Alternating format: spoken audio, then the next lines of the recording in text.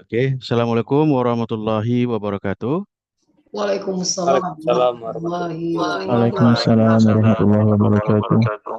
Ya, Alhamdulillah ya, kita bersyukur kehadirat Allah Subhanahu wa taala. Malam hari ini ya malam Minggu kita bisa bertemu dalam acara Zoom mendengarkan kuliah umum atau kuliah daring dengan Bapak Dr. Pak Ribut Wahyudi, uh, M.Hum ya Pak Ribut, M.Hum PhD. Ya, ini Pak Ribut Wahyudi ini tamatan S3 dari Wellington, ya, dari Victoria University, ya, kota Windy Wellington, di puncak bukit di Wellington, ya, di New Zealand. Ya, di sana kalau musim dingin sangat dingin. Ya. Terima Iya, kasih banyak Pak Ribut Wahyudi ya, telah iya. bersedia uh, hadir di acara Zoom ini memberikan kuliah tentang rhetorical style or rhetorical patterns of book review article, journal articles. Ya. Ini bagian topik penelitian yang masih langka, masih jarang diteliti, eh, dan juga tidak sebanyak artikel jurnal, ya, research article peminatnya, karena eh, tidak banyak juga jurnal yang menerima ya book review ini untuk diterbitkan ya. Paling tidak sebanyak jurnal research article ya. Tapi ini merupakan satu kesempatan untuk memperkenalkan diri kepada khalayak akademik di luar negeri, di internasional, ya untuk bisa terbit di jurnal internasional bereputasi. Ya. Kalau langsung ke uh, research article, ya mungkin sulit ya bagi mahasiswa. Nah, kita coba dulu bagaimana menulis book review. Ya. Nah, karena ada slotnya, ada peluangnya ya di jurnal-jurnal internasional bereputasi. Nanti kita dengarkan dari Pak Ribut Wahyudi bagaimana menulis ya book review artikel dan bagaimana mendapatkan buku ya untuk direview itu ya. Apakah bisa gratis atau harus beli kita ya. Jadi kalau bisa gratis kan kita dapat banyak keuntungan ya, dapat buku gratis. Lalu bisa berpublikasi ya di jurnal internasional bereputasi tanpa bayar dan juga dapat ya nama baik ya, dikenal di pembaca internasional. Ya, mari kita mulai acara kita ini dengan membaca Bismillahirrahmanirrahim. Ya, selanjutnya saya persilakan kepada Bapak Ribut Wahyudi. Ya, kurang lebih kita punya waktu Zoom ini 2 jam ya dari jam 8. Mungkin 45 menit ya sampai 1 jam untuk pemaparan dan 1 jam berikutnya tanya jawab ya. Mudah-mudahan kita bisa aktif ya tanya jawab nanti sehingga banyak yang kita dapatkan dari Pak Ribut Wahyudi ya. Pak Ribut Wahyudi sudah banyak menulis book review articles ya. Nah, dari pengalaman dia menulis kita akan belajar dan juga dari pola retorika. Ya, pola retorika itu untuk dipelajari ya dan nanti bisa dipraktekkan. Demikian sebagai pengantar dari saya. Selanjutnya saya silakan kepada Pak Ribut Saya Wahyudi punya pena untuk memaparkan dan materi. kertas kan, kan? Ya, silakan bisa di-share PowerPoint-nya Pak Ribut Wahyudi. Assalamualaikum warahmatullahi wabarakatuh. Salam. Waalaikumsalam warahmatullahi Waalaikumsalam wabarakatuh. warahmatullahi wabarakatuh. Hmm, terima kasih Itu eh, itu atas ngomong ya? mohon mungkin yang ini di mute ya, supaya tidak overlapping. Nah, biar biar saya Eh, Oke. Terima kasih atas undangan Prof. Safnil Rasyad ya. Kita pernah berjumpa di Fakultas Humaniora UIN Malang. Waktu itu beliau kita undang untuk memberikan pengalaman tentang publikasi di fakultas kami ya. Eh, Mungkin sebelumnya saya kenalkan sedikit background keilmuan saya, karena ini kalau dalam konteks akademik barat namanya adalah subject position ya, posisi seorang penulis gitu. Jadi saya S1 itu di UNED, Universitas Jember, ya di sana termasuk saya ngambil linguistik, tetapi skripsi saya sangat apa ya, di trigger dengan kuatnya sistemik functional linguistik di sastra Inggris UNED itu. Karena banyak muridnya Rukaya Hasan, David Butt ya, yang itu langsung dekat dengan Michael Halliday. Tuh. Jadi pembimbing saya itu S2, S3-nya beliau di Macquarie University, yang di situ ada base campnya Halliday itu. Murid-muridnya Halliday lah, Rukaya Hasan juga istrinya Halliday. Eh, nah, skripsi saya terkait dengan Systemic Functional Linguistic ya, aplikasinya begitu. S2 saya TESOL, Teaching English to Speakers of Other Languages di University of Sydney. Ya, di situ salah satunya ya, kalau kita ngomong tentang genre, maka di situ saya sangat beruntung belajar dari salah satu tokoh ternama namanya Profesor Brian Poltridge ya. Bukunya yang berjudul Discourse Analysis itu sudah dicetak 2 kali. eh, dan beliau pernah menjadi eh, chief editor atau co-editor dari TESOL Quarterly, jurnal ternama di pengajaran bahasa Inggris. Nah, S3 saya di Wellington, Victoria University of Wellington itu eh, agak berbeda ya. Kalau eh, di Sydney itu masih saya anggap sebagai mainstream TESOL yang dominan begitu. Kalau S3 saya lebih pada TESOL tapi critical sama interdisciplinary ya. Critical TESOL ini kalau kita lihat ada tokoh-tokohnya semacam Profesor Suresh Kanagaraja misalnya dari Pennsylvania ya, State University, misalnya ada Profesor Kumara Vadivelu dari Saint Jose State University, misalnya ada Bonnie Norton University of British Columbia ya, ada Profesor Ryuko Kubota dari eh, British Columbia juga. Nah, eh, kalau di Australia ada Profesor Alastair Pedicook dari Teknologi Sydney begitu. Jadi S3 saya lebih ke critical TESOL gitu, critical applied linguistic gitu. Jadi agak terjadi pergeseran, tapi bukan berarti saya menghilangkan total, tidak, karena ketika S3 itu sembari S3 saya juga eh, banyak menulis gitu. Jadi sebelum saya mulai di sini sangat penting ketika S3 ya bagi saya untuk membangun kredibilitas akademik ya. Eh, saya kemarin di request oleh Prof. Safnil untuk menyampaikan dalam bahasa Indonesia walaupun nanti slide-nya berbahasa Inggris karena pesertanya dari berbagai background. Jadi saya gunakan bahasa Indonesia saja. Eh, begitu. Jadi ketika Bapak Ibu semua misalnya sedang S3 itu adalah eh, saat yang baik untuk membangun kredibilitas akademik gitu.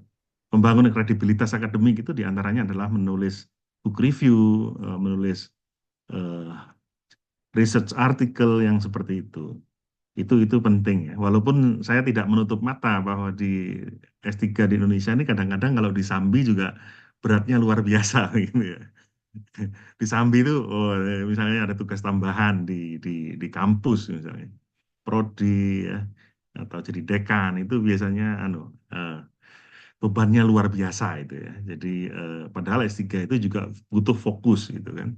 Sampai bukan hanya sekedar keilmuan teknisi ini pernah ditulis tetapi adalah filosofinya. Maka kalau di barat maka tulisannya adalah Doctor of Philosophy. Jangan sampai S3 itu hanya mendapatkan ilmu-ilmu teknis saja tetapi sampai filosofinya itu, sampai ngerti. Eh, Baik, saya akan langsung share ya. Mudah-mudahan berhasil meng-share.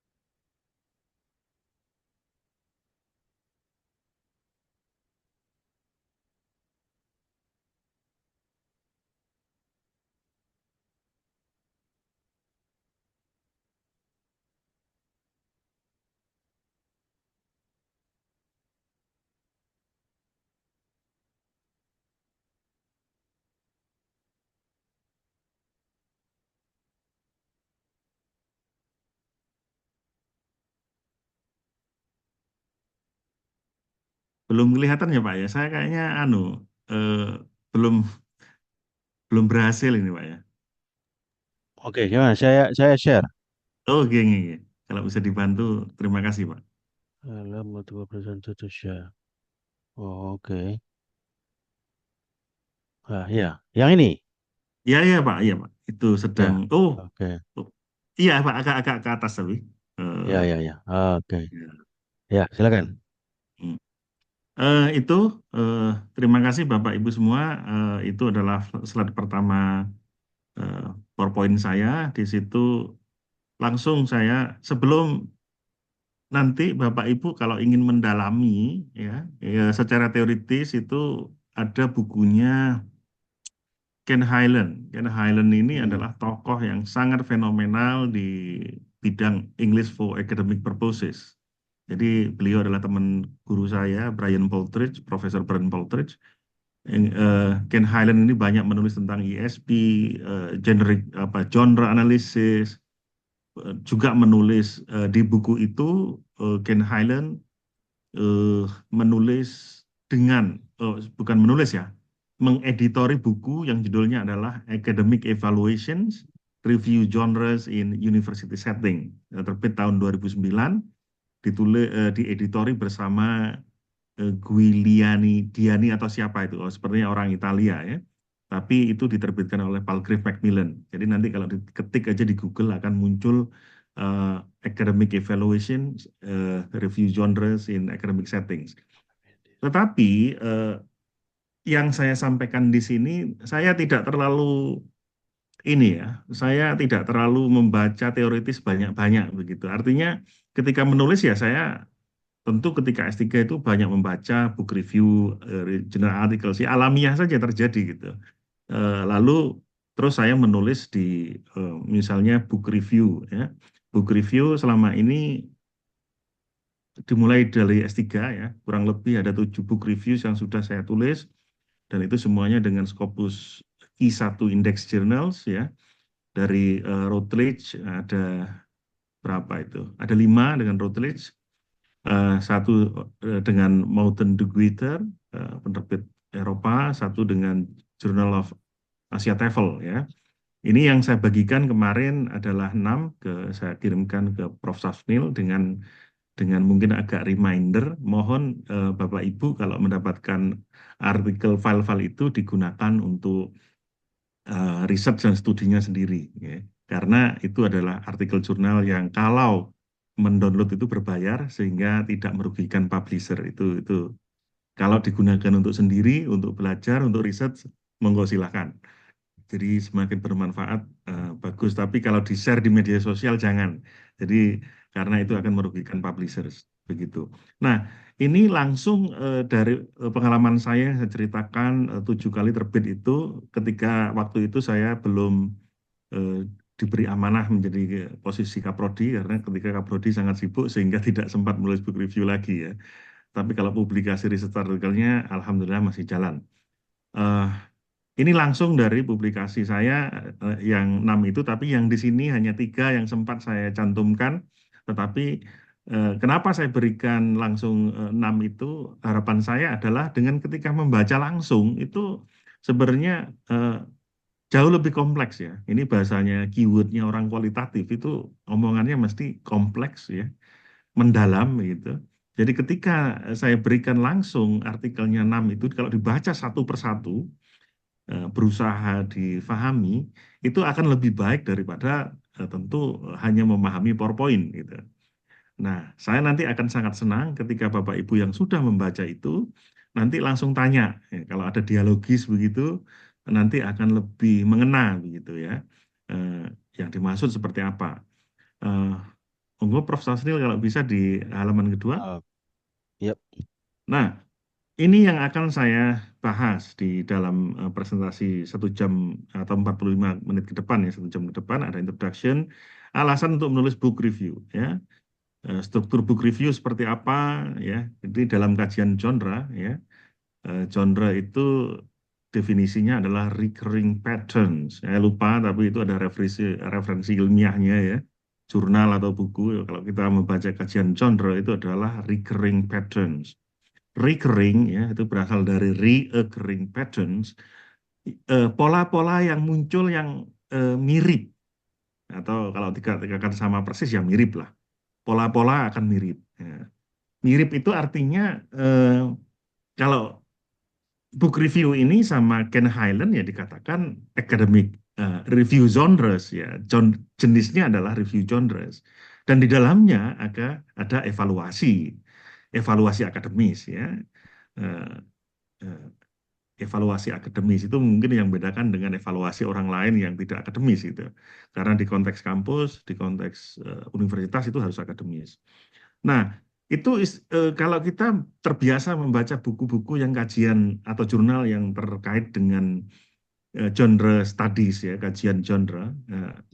Genre itu kalau SMP, SMA itu kan biasanya kita dijelaskan dengan mudah bahwa genre itu adalah tipe sebuah teks gitu. Nah, kalau definisi yang pernah saya baca di University of Sydney itu adalah recurring patterns ya, pola-pola yang selalu muncul yang mirip dalam satu klaster itu. Nah, itu dulu saya masih ingat Brian Poltridge ketika mengajar di kelas kami, Profesor Brian Poltridge menjelaskan, oh ini lagu jazz, ini lagu eh, rock, ini lagu pop gitu. Tujuannya hanya untuk menjelaskan bahwa dalam musik itu ada berbagai jenis, ada berbagai genre istilahnya. Nah, teks pun kan seperti itu ya. Ada research articles yang ini sudah sangat banyak ditulis oleh Prof. Safnil ya. Nah, ini betul tadi bahwa book review ini belum begitu banyak ya. Bahkan tahun 2009 yang ditulis itu buku yang dieditori oleh Ken Highland dengan koleganya ya dari Italia atau namanya Guiliani itu mungkin ya dari Italia saya tidak tahu. Tetapi yang jelas lebih junior daripada Ken Highland yang sangat fenomenal. Nah, eh, belum banyak ditulis itu. Jadi kalau diteliti ya bagi saya menarik, kumpulkan saja sekian banyak eh, berapalah mungkin 50 atau 100 atau lebih ya. Ya, kalau apalagi mengenalkan corpus based research ya. Eh, Book reviews di analisis untuk S3 why not gitu. Kenapa tidak gitu. Saya ingat sekali bahwa salah satu disertasi itu bahkan Ken Highland sendiri pernah menulis dalam artikel jurnal itu adalah generic structure in acknowledgement sections ya. Itu pernah Ken Highland menulis jurnal artikel tentang bagaimana seseorang itu mengungkapkan rasa terima kasihnya di tesis atau disertasi begitu. Bahkan ada disertasi semacam itu gitu. Nah, tapi itu sudah gitu. Tetapi untuk book review ini saya belum pernah membaca. Saya tidak ingin mengatakan tidak ada, tetapi paling tidak saya belum pernah membaca. Bisa jadi ada, bisa jadi tidak, tapi paling tidak masih layak untuk diteliti lah, kira-kira begitu. Nah, eh, di dalam generic structure itu biasanya ada moves ya. Moves itu adalah langkah-langkah tuh. Dari opening ada langkah pertama, kedua, ketiga dan seterusnya. Itu yang saya maksud dengan moves with writers analysis and own voice ya. Menulis apapun itu apalagi kalau S2 S3 apalagi S3 ya. Kita harus memberikan insight ya. Insight itu bisa writer's voice ya. Bagaimana eh, penulis itu mempunyai pendapat yang ilmiah itu dan analisis yang ilmiah tentu. Nah, selanjutnya itu nanti kita lihat contoh-contohnya yang terakhir adalah different forms of closing. Eh, Closing book review itu paling tidak yang saya lakukan itu ada saya kalau menulis itu tidak terlalu mikir ini harus tipe ini tipe itu enggak itu. Saya nulis tapi jelas harus yang namanya book review kita tidak hanya sekedar summarize tidak, tetapi kita harus memberikan evaluasi yang kritis itu wajib. Nah, seperti apa contohnya ya kita lihat di halaman selanjutnya. Monggo Prof. Sasmin. Oke, Ya, lanjut. monggo lagi lanjutkan. Nah, ini kenapa kita harus menulis book reviews? Nah, ini menarik dan alasannya macam-macam ya. Jadi kenapa ini menjadi hal yang penting ya. Dasar keilmuan itu kalau kita membahas tentang ontologis itu berkutat masalah truth, reality. Kenapa ya? Kenapa kebenaran dalam dunia kuantitatif itu tunggal? Kenapa kebenaran dalam dunia kualitatif itu multiple gitu kan? Dynamic. Kenapa? Nah, kenapa seperti ini? Ini dalam konteks apapun harus dibahas ya. Nah, kira-kira Bapak Ibu semuanya teman-teman di sini kalau menulis buku review itu motivasinya apa? Kenapa itu? Ada yang ingin supaya ada yang ingin sharing? Barangkali pernah menulis book reviews? Silakan, Ya, kalau ada. adakah? Ya, monggo Prof. Sanil di halaman selanjutnya saya tulis di situ. Nah, Oke, ini ya, ya. Ini Ya. jawaban-jawaban yang muncul dalam benak saya tadi ketika membuat PowerPoint, tapi ini bukan harga mati, gitu. Saya peneliti yang beraliran poststruktural, jadi saya menghindari harga mati. Kalau dalam dunia akademik kualitatif itu ada perdebatan-perdebatan dan itu sangat di welcome gitu. Nah, ini bisa ditambahkan oleh Bapak Ibu semua nanti, tetapi bagi saya yang pertama adalah to enhance our academic credibility yang seperti ini. Kita harus apalagi S3 ya, membangun kredibilitas akademik. Dengan apa ya? Dengan publikasi, dengan ya karena apa ya? Menulis itu. Academic credibility ini semakin sering kita menulis di publikasi publisher yang bereputasi itu akan semakin undangan itu eh, berdatangan. Undangan tidak harus dalam bentuk ngisi webinar atau ini, undangan menulis ya. Itu sering saya diundang oleh editor yang sedang mengedited book, publishernya ya sudah ya biasa sudah itu, Springer, Routledge dan semacamnya itu sudah sering saya diundang karena ya banyak nulis tadi. The more we write, uh, people in the academic world will know us ya, akan tahu kita. Nggak usah kenal secara fisik, tapi kita diundang ya. Ini sudah kedua kali saya diundang menjadi invited reviewernya eh, American Association of Applied Linguistic Conference ya. Itu Applied Linguistic Conference bergengsi di dunia ya. Itu kedua kalinya saya diundang sudah mereview ya.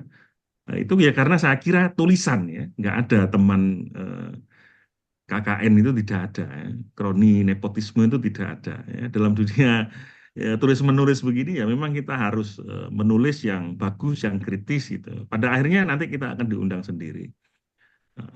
Ini terakhir 2025 ini saya diundang lagi ya. Yang kedua adalah to develop our scholarly writing skill. Tentu dengan menulis kita akan mempertajam tulisan kita. Dari mana cara mempertajamnya? Ya karena ketika kita menulis pasti kita akan dikasih feedback oleh editor, ya. Paling tidak book review editor. Oh kurang begini, kurang begitu, gitu ya. Nah kalau diberikan kesempatan begitu oleh book review editor, tentu itu akan sangat lebih bagus. Tidak ada yang langsung sempurna itu tidak ada. Ya, awalnya dari nol. Awalnya saya juga dari coba-coba. Maka ilmu itu ya dicoba sambil learning by doing gitu. Ini penting. Nggak usah, kalau saya cenderung orang-orang poststruktural cara berpikir, boleh baca teori silakan gitu. Tapi jangan terlalu terdoktrin oleh teori gitu ya. Karena praktek itu bagi orang-orang poststruktural lebih penting. Praktek, ilmu itu muncul dari praktek juga gitu. Bahkan teori pun itu berasal dari praktek yang diteorikan. Nah, jadi coba jalani tulis gitu. Eh, Baru sambil berjalan ya belajar gitu. Nah, kalau ditolak ya sabar saja ya, itu proses ya. Ditolak ditolak itu proses itu. Kalau belum punya nama besar itu memang biasanya ditolak dulu gitu. Tapi kalau sudah sering menulis, namanya di googling aja bisa keluar itu banyak ya. Itu biasanya begitu ngirim abstrak itu cenderung akan dipertimbangkan untuk diterima daripada ditolak. Nah, yang ketiga adalah to position ourselves in the global academic conversation and knowledge production. Ini bahasa yang agak serius ya. Untuk memposisikan diri kita dalam eh, dialog akademik global ya. Book review itu bukan kita hanya berhadapan dengan laptop, itu enggak. Ketika kita membaca buku, kita membaca jurnal artikel itu sebenarnya kalau pengalaman saya seolah-olah menganggap itu adalah bagaimana saya engage masuk dalam jurnal itu ya, dalam buku itu. Saya bagian di dalam. Bayangkan kita mungkin akan lebih mudah untuk membayangkan kalau kita baca novel itu. Baca novel itu kan lebih mudah itu. Kayak yang kita bagian di dalamnya gitu. Nah, bahasa dunia digital sekarang itu adalah POV ya, point of view gitu. Itu di dunia Instagram, dunia TikTok itu kan banyak itu sekarang itu. Kita masuk di dalamnya. Itu adalah academic conversation yang saya maksud ya. Bahkan menulis pun itu kita tidak boleh hanya summarize bagaimana posisi kritis kita, kita mau ngomong apa, kita mau mengevaluasi bagaimana kita menyarankan. Itu adalah sebuah academic conversation ya. Nah, pada saat yang sama ketika kita menulis, kita mempublikasikan, kita berkontribusi pada apa, produksi ilmu pengetahuan ya, walaupun yang namanya sekedar book review itu kadang-kadang dikutip. Jadi betul yang dikatakan Pak Safnil, kalau menulis riset tentu lebih lebih ini ya, lebih tanggung jawabnya lebih besar, lebih harus dedicated gitu ya, harus ambil data dan macam-macam. Tapi kalau menulis buku review ya langsung buku yang ada, buku yang ada. Nah tadi sempat disinggung oleh Prof Safnil, buku itu tidak sama. Dulu ada yang generous, ada yang kurang generous ya. Yang generous itu saya dulu begini. Bisa nggak saya dikirimi buku book hard copy itu. Nanti akan saya review ke jurnal. Kalau misalnya bukunya dari Routledge itu ya saya kontak Routledge-nya itu. Eh, Bisa nggak saya dikirimi ini? Saya akan nulis book review-nya dan saya akan publikasikan di jurnal yang terafiliasi Routledge gitu. Untuk apa itu? Supaya mereka kan butuh juga promosi buku ya. Jadi book review itu salah satunya digunakan oleh publisher untuk sarana untuk promosi bukunya. Jadi itu salah satu yang mereka dapatkan gitu. Jadi beberapa book review saya ya dikutip oleh publisher. Eh, dan itu bagi saya adalah sebuah pride ya. Karena di situ ada book review ditulis misalnya oleh tokoh A, B, C. Nah, ketika book review saya disandingkan ya karena terbit di jurnal internasional bereputasi Scopus Q1 dan Routledge, maka itu keren gitu. Jadi ada book review misalnya uh, dari profesor di mana di Amerika, di Eropa, lalu yang dari Asia misalnya pernah kebetulan punya saya disandingkan dengan profesor dari Hong Kong juga gitu. Jadi hal yang seperti itu sangat apa ya academic recognition gitu. Jadi book review yang sepertinya sepele, tetapi itu sangat besar impact-nya, baik terhadap kita, tapi juga bagaimana itu membantu publisher untuk mempromosikan buku, begitu ya. Dan itu biasanya dipilih dari representatif pakar-pakar dari berbagai belahan ini ya, kawasan ya, misalnya dari Eropa, dari Amerika. Kalau itu aja mungkin kurang kurang menarik kalau tidak ada yang dari Cina atau dari Singapura atau dari Indonesia karena dianggap terlalu European atau American minded gitu. Biasanya akan berbagai kawasan dicoba di situ. Nah, di situ keuntungannya diantaranya ya. Eh, Kalau publishernya generous ya dikirimi dulu, dikirimi buku gitu kan dari ini. Ya. Caranya bagaimana? Kita kontak itu publisher itu, atau kita kontak jurnal yang terafiliasi Routledge misalnya. Tolong bisa nggak misalnya saya dikirimi buku, direquestkan buku dari Routledge misalnya. Saya akan tuliskan book review untuk jurnal yang Anda editori misalnya begitu. Sebagai bahan pertimbangan biasanya saya lampirkan ini CV saya kalau mau dilacak gitu. Biasanya awal-awal memang kalau tulisan kita belum banyak itu kadang-kadang ditolak itu. Tapi tidak semuanya ditolak itu. Nah, itu itu caranya ingin menulis book review. Mungkin teman-teman yang S3 ini perlu mencoba seperti itu. Kalau bisa akan lebih bagus. Nah, bagaimana caranya? Cari buku yang passion kita di situ. Ya. Passionnya apa? Teaching English as an international language misalnya. AIL misalnya. ya fokus ke buku itu. Apalagi kalau misalnya fokusnya supaya kita konteksnya paham, misalnya konteksnya ASEAN lah ya, Asian countries gitu. Jadi kita akan punya background knowledge yang lebih di situ. Begitu. Selanjutnya adalah itu to expand our professional networks ya. Hanya menulis book review itu sebenarnya secara nggak langsung sudah kita mengekspand, kita memperluas jaringan tanpa harus ikut conference gitu. Selama ini orang networking itu dengan conference itu salah satu saja. Tetapi dengan tulisan itu sudah kita networking otomatis itu. Kita publish, kita publish, kita publish itu akan networking. Buktinya apa? Saya sering diundang itu gara-gara moro-moro saya nggak kenal, tahu-tahu oh mengundang menulis pada edited book yang beliau beliau itu sedang edit ya buku-buku internasional itu. Itu berarti kan nggak kenal tapi oh berarti menulis itu sarana untuk menjalin jejaring internasional. Yang terakhir adalah to gain rewards, mendapatkan keuntungan tentu. Ini saya nggak tahu kalau di kampus Bengkulu ya. Di kampus kami ya lumayan lah ya book review yang terbit dengan Scopus Q1 itu ya kalau tidak salah terakhir itu 2,5 juta ya dikasih reward gitu karena membawa nama kampus yang begitu. Nah ini kan iseng-iseng berhadiah gitu kan misalnya dapat bukunya ya tapi belakangan yang mereka kalau nggak mau ngasih buku itu dikasih soft copy kadang-kadang ya yang sudah nggak bisa diedit. Tapi nggak masalah kalau kalau kita minta dikasih ya alhamdulillah itu bisa reward yang akademik ya ataupun non akademik. Kalau non akademik kalau akademik yang tadi ya academic recognition, tetapi kalau non akademik ya bisa uang bisa ini. Kalau kampusnya sudah sangat menghargai itu ya alhamdulillah ya lumayan ya dapat rekognisi, dapat buku, dapat uang, alhamdulillah itu rezeki Allah yang sangat luar biasa menurut saya. Monggo lanjutkan next slide. Oke, the structures of book reviews ini yang sering saya tulis ya. Saya 7 kali mempublikasikan itu ya, sekarang belum sempat lagi.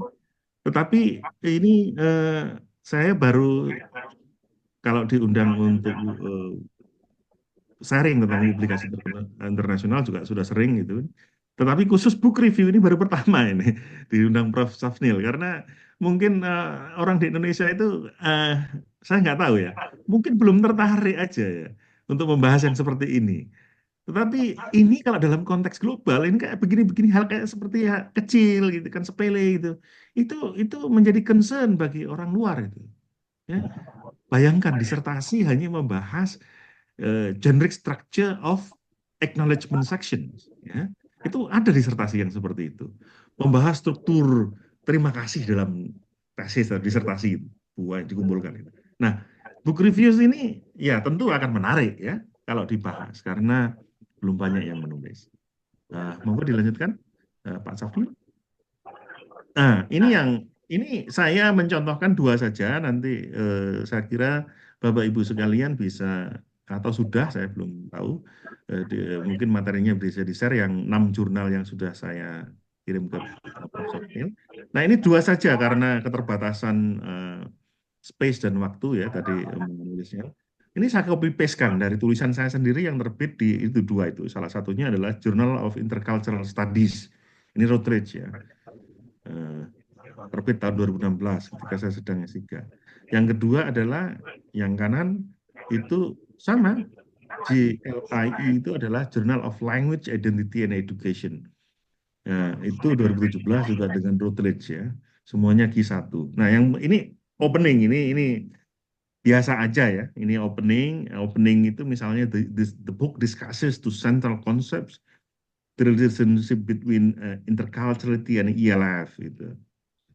Nah, ini off the record ya, apa yang tidak ada di buku-buku biasanya.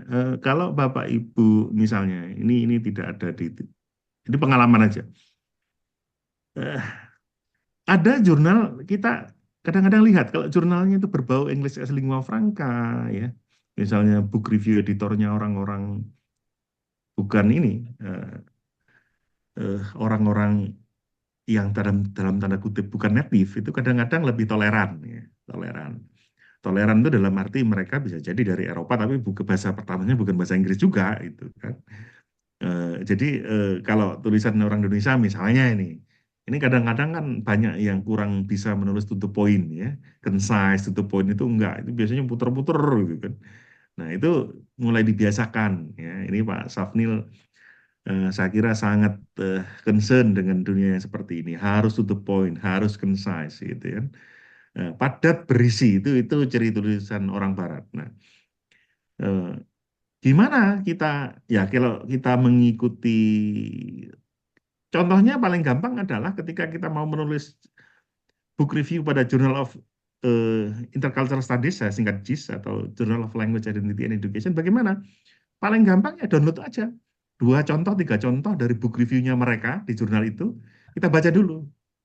Nah, itu istilahnya adalah supaya kita eh, me, apa ya menjadi familiarize ourselves with the structure ya dan level of quality being required, level kesulitan level argumentasi seperti apa yang diinginkan untuk membiasakan strukturnya bagaimana ya baca itu misalnya tiga contoh book review jurnal tersebut. Kalau kita mau mengarahkan ke sana, tentu sesuaikan dengan topiknya dan jurnal-jurnal ini adalah sesuai dengan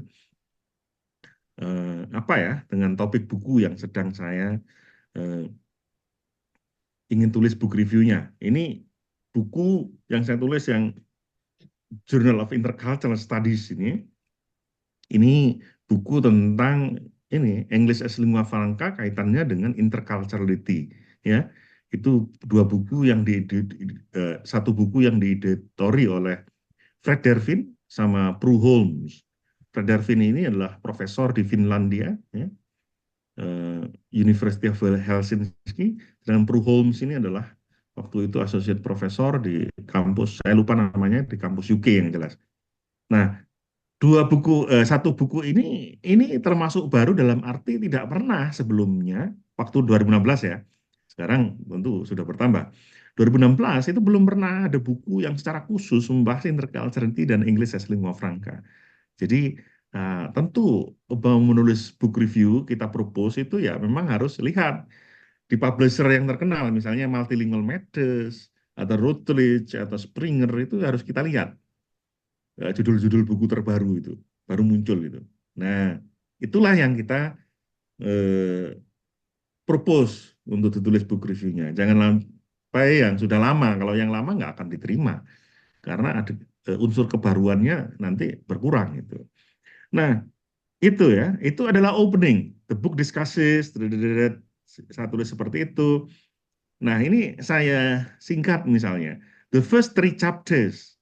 Nah, saya menulis 3 chapter pertama membahas tentang link antara interculturality dan English as Lingua Franca. Sedangkan remaining 5 chapters, berarti ada 8 chapter, yang 5 chapter selanjutnya itu adalah bla bla bla. Nah, saya tahunya dari mana? Dari table of content tentu. Nah, table of content bukunya itu dilihat. Table of content bukunya dilihat itu. Nanti itulah. Tapi kalau mau lebih ini lagi ya membandingkan antara bukunya yang buku asli dengan book reviewnya. Oh ini caranya salah satunya.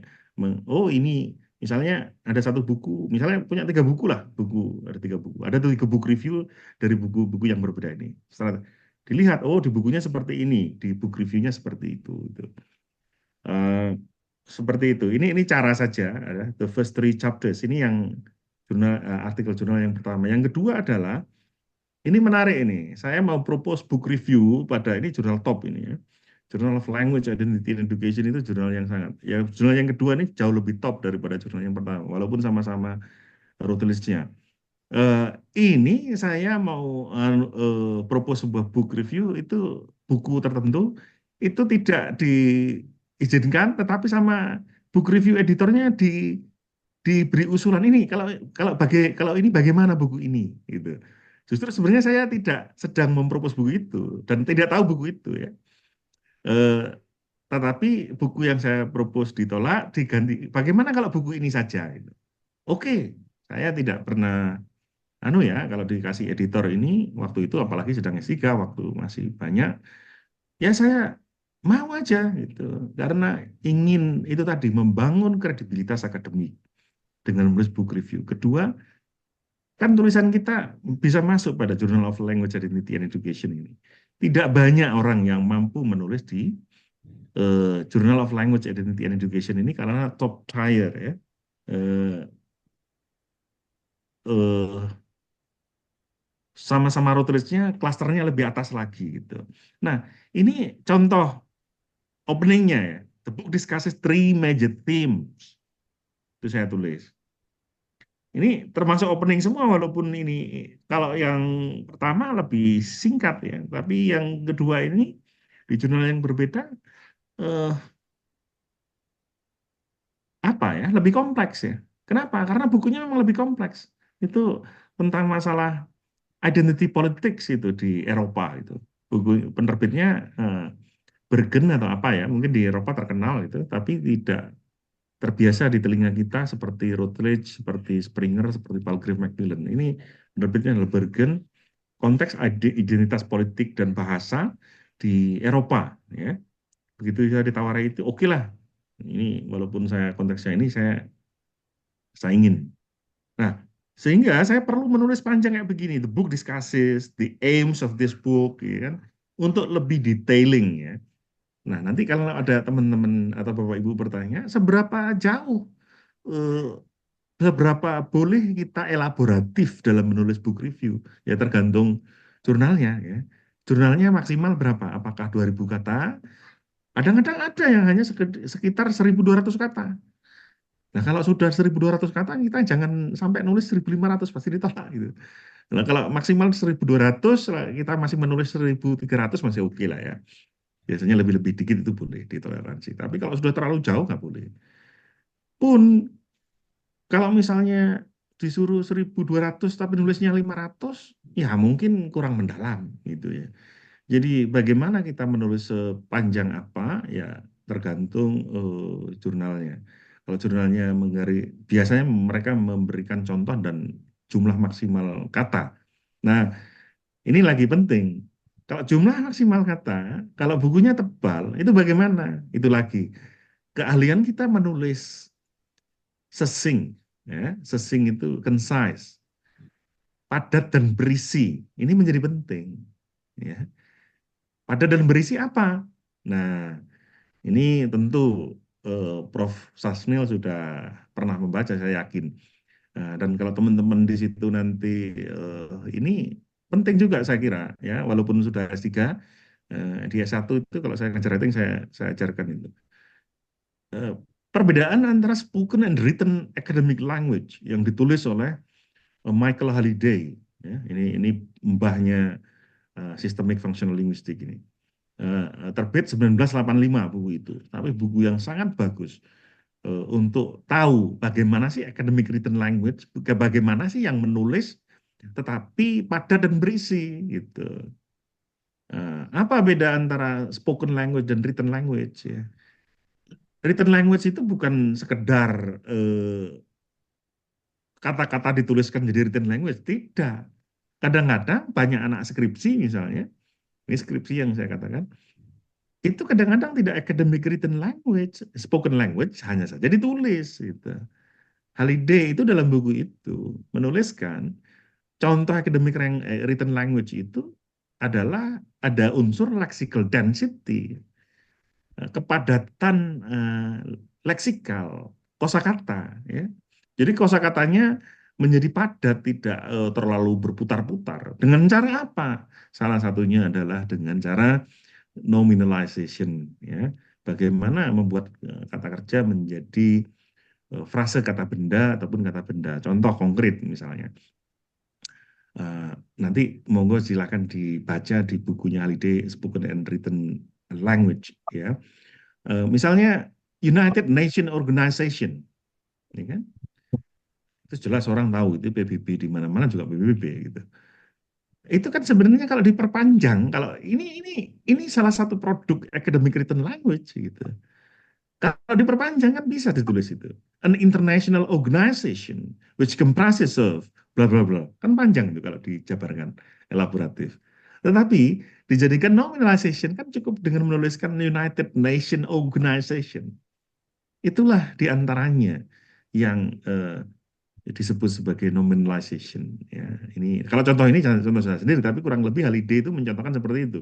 Bagaimana kalimat yang panjang menjadi padat dan berisi. Nah, ini salah satu kunci bagaimana menulis yang concise, yang padat. Artinya eh, sama-sama menulis 1.000 kata misalnya, kalau orangnya terbiasa kita padat, 1.000 kata itu menjadi sangat informatif dan padat. Beda dengan orang yang nulis asal-asalan dan nggak ngerti tradisi menulis academic written language, 1.000 kata nggak ada isinya itu. Jadi misalnya disertasi itu kalau di tempat saya di Victoria University Wellington itu 100.000 saja kata, 100.000. Nah, padahal waktu itu saya nulis itu 130.000. Jadi pusing sekali juga ini. Tidak boleh lebih terlalu jauh. Oh, 30.000 ini bagaimana cara ininya? Kan kalau di-cut juga nggak bisa. Ini maunya concise gitu.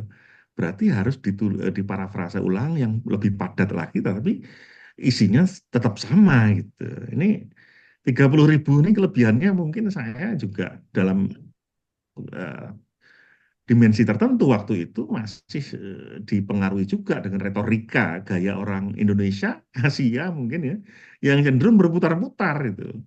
Nah, diajarilah sama supervisor saya untuk apa ya di apa namanya ya diringkas, tapi tidak kehilangan substansi dan kedalamannya. Diringkas, kosakata yang kurang efektif, efisien itu di track apa ya, diberi contoh. Oh ini loh yang harus dihapus.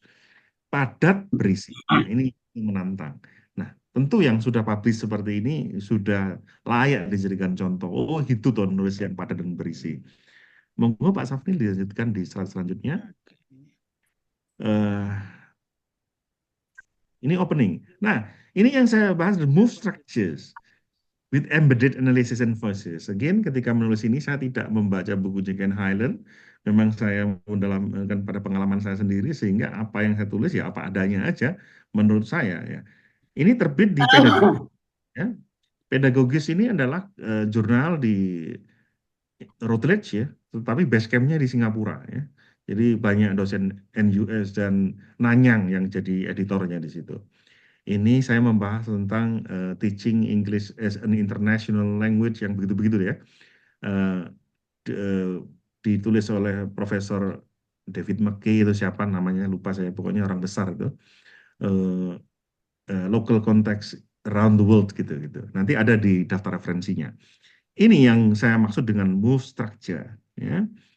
Misalnya chapter one ya, the second chapter ini kan struktur kan. Chapter one, chapter yang kanan ini. Tetapi yang sebelah kiri itu juga ada chapter two gitu kan, McKay and Brown. Nah, tetapi bukan itu yang ini. Kalau cuma ngomong begitu kan gampang saja, nah, satu juga bisa gitu kan. Tetapi yang menarik adalah bagi saya itu adalah sebagai seorang penulis kita itu kalau kata Ken Highland itu harus ada academic evaluation, ada juga scholarly identity. Kita harus menunjukkan identitas kepakaran. Seperti apa contohnya? Karena ini yang pertama tentang English as an international language itu maksudnya eh, lebih apa ya? Lebih inklusif. Paradigma-paradigma baru pengajaran bahasa Inggris sekarang kan lebih banyak yang inklusif. Inklusif itu misalnya ada word Englishes, ya kan? Ada post method pedagogicum Maravadi value gitu kan? Yang itu mencoba mempermasalahkan dominan ELT method, misalnya pengajaran bahasa Inggris yang dominan gitu. Nah, yang inklusif itu ya menghargai kreativitas para pakar bahasa Inggris atau siapapun itu yang mendasarkan teorinya dari negara-negara eh, yang bukan negara maju, ya, misalnya dari India, ya, dari Indonesia, dari Amerika Latin, dari Afrika, itu kan post method pedagogi seperti itu. Nah, ini buku ini saya tidak hanya sekedar menulis mensamarkannya, tetapi saya mencoba memasukkan referensi-referensi yang terkait dengan buku itu, sehingga saya berusaha mendialogkan secara kritis antara buku yang sedang saya review dengan bacaan-bacaan saya yang lain gitu. Maka disitulah ada embedded analysis. Analisis yang dimasukkan dalam book review, maksudnya begitu. Ada voice juga. Voice itu suara. Suara itu maksud saya bukan suara yang hanya fisik, suara saya keluar begini, bukan. Tetapi bagaimana kita mempunyai pendapat yang secara akademik diterima. Nah, ini contoh-contoh saya memasukkan misalnya. In chapter 2, Mackey and Brown examine 3 misconceptions that are pervasive in the ELT domain, English Language Teaching domain ya, di domain pengajaran bahasa Inggris. First conception itu apa? First misconception itu apa? Kesalahan konsepsi, pemahaman tentang non-native itu apa gitu kan? Native speaker apa, non-native itu apa. Nah, ini langsung saya kontras bandingkan. Langsung saya juga saya kutip Kanagaraja tadi yang sudah saya sebutkan. Critical applied linguistic, profesor asalnya Sri Lanka, tapi jadi guru besar di Pennsylvania State University. Ini bukan kaleng-kaleng, profesor top ya. Sampai diundang oleh National University of Singapore tahun 2016. Bersyukur itu waktu itu saya sedang S3 dan sudah ambil data dan saya hadiri conference beliau dan saya minta beliau memberikan masukan-masukan pada disertasi saya ya supaya nanti saya jadi lebih siap dan supaya disertasi saya menjadi lebih bagus gitu. Dan itu dilakukan oleh beliau. Jadi saya sangat respect pada Kanagaraja ini. Nah, terus kedua saya apa lagi? Saya masukkan di sini adalah Majes 1992. Ya, Majes ini sumber dari Eropa atau Amerika Latin saya lupa ya. Ada juga Tajino ini. Tapi ingat, ketika kita menulis book review, kita harus kalau mau memasukkan referensi-referensi lain, ya harus jelas. Jelas apa? Publisher-publisher ternama. Sehingga langsung dikenali gitu. Misalnya Kanagaraja ini, buku ini kalau tidak salah bukunya adalah ini jurnal apa buku saya lupa. Tapi beliau tulisannya kan jelas ya. Oxford University Press gitu kan. ELT Journal, Thistle Quarterly yang semua itu adalah referensi internasional yang sudah menjadi rujukan utama gitu. Sama kayak Tajino ini juga referensinya referensi misalnya ELT Journal kayak Oxford itu nggak akan ditanyakan.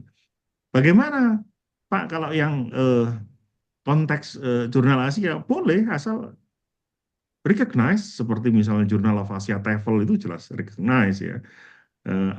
RELC Journal mulainya Singapura itu kan. RELC Journal itu gengnya Pak Willy Rinandja dan kawan-kawan di sana. Jurnal pedagogis ini base camp-nya yang di Singapura kayak begini-begini tentu sangat akan welcome gitu. Jangan kalau nulis book review lalu referensi yang digunakan misalnya adalah jurnal yang belum dikenal secara publik dan luas itu akan dipertanyakan karena kita sedang ingin membangun argumen berkelas internasional ya rujukannya harus sedapat mungkin internasional gitu ya. Dan nama-nama yang sudah dikenali gitu. Nah,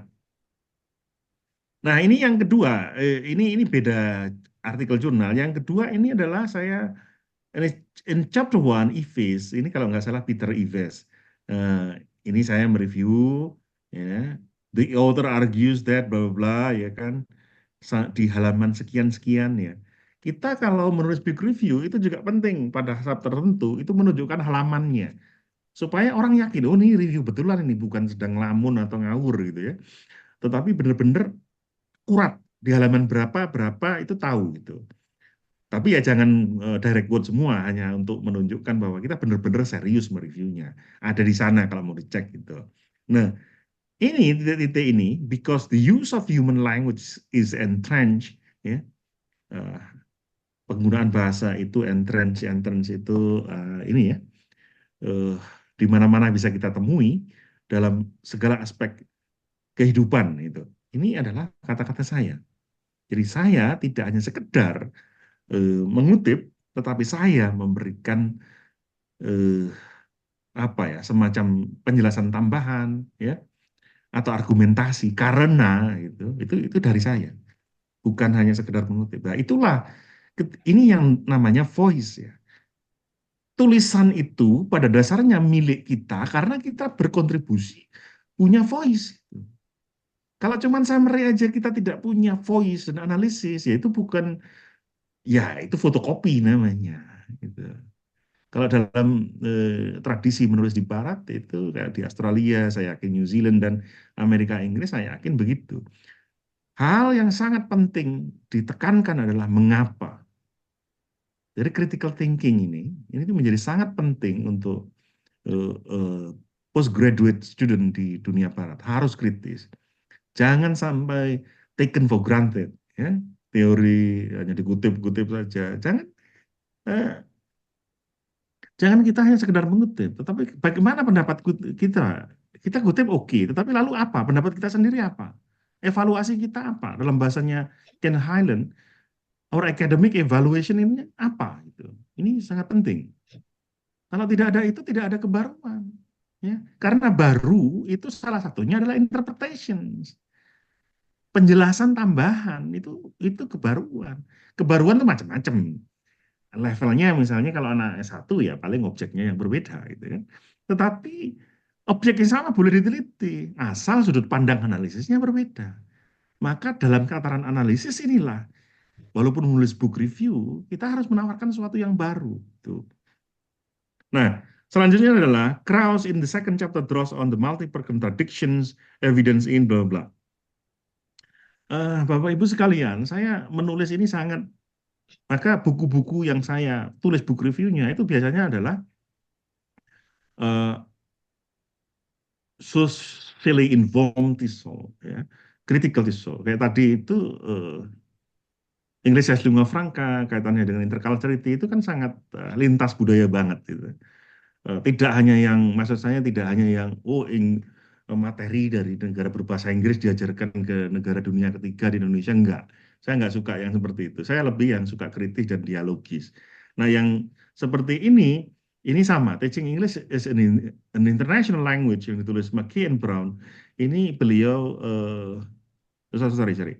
Yang ini, sorry, ini saya salah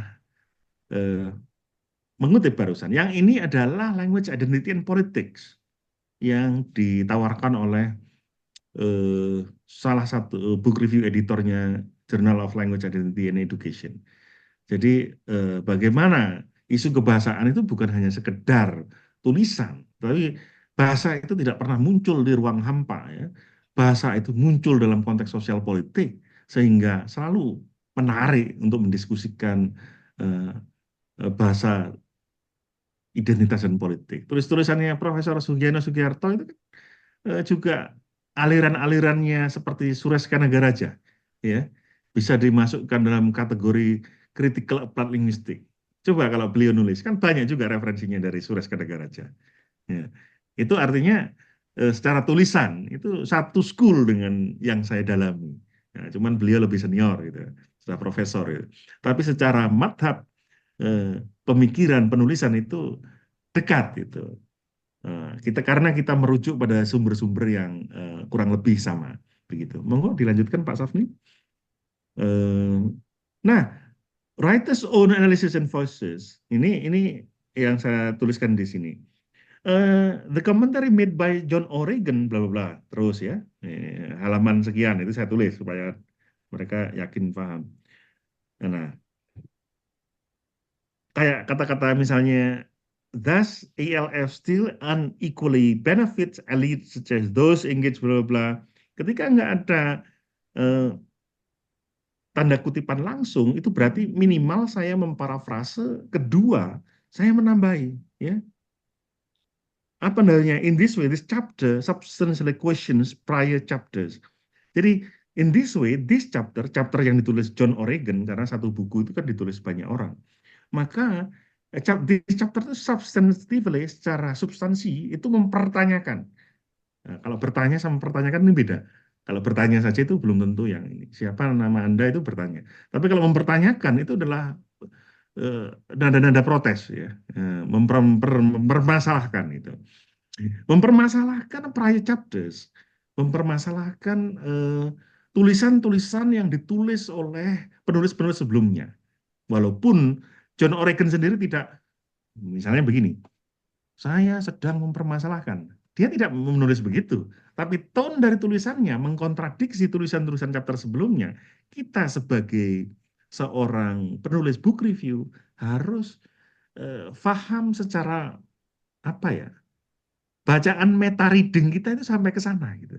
Kita bisa menyimpulkan bahwa dia sedang menghantam atau memprotes chapter-chapter sebelumnya. Makanya ketika menulis seperti ini, saya tidak hanya sedang mensummary, saya sedang menganalisis buku itu, saya sedang membaca buku ini. Bahkan chapter ini berkontradiksi dengan chapter sebelumnya, chapter ini menguatkan chapter sebelumnya, chapter ini melengkapi chapter sebelumnya. Relasi antara chapter itu, baik itu sejalan ataupun kontradiktif, harus difahami oleh seorang penulis book review begitu. Nah, gaya-gaya yang semacam itu biasanya lebih pada aliran-aliran poststruktural. Kalau aliran-aliran struktural itu satu buku ditulis banyak orang itu nadanya harus sama, ending point-nya harus sama. Makanya saya termasuk orang yang agak suka mengkritik gitu. Tapi nggak masalah, kritik dalam dunia keilmuan itu nggak masalah. Yang tidak boleh kita mengkritik personal orang itu nggak boleh. Kalau mengkritik pemikiran itu boleh. Misalnya contoh, action research, ya. Ini saya omongkan di Tevlin tahun 2012 saya omongkan. Ada kecenderungan, saya tidak mau mengeneralisasi, ada kecenderungan bahwa action research itu kalau dikasih pretest, dikasih treatment, lalu post-testnya mesti nilainya bagus begitu, misalnya begitu. Itu cenderung struktur cara berpikir yang positivistik ya, mesti ada perbaikan. Nah, pertanyaannya adalah kalau toh pun itu benar secara umum, tetapi bagaimana kalau misalnya di sebuah sekolah sudah diajar dengan metode macam-macam, dengan ini macam-macam, hasilnya tetap saja.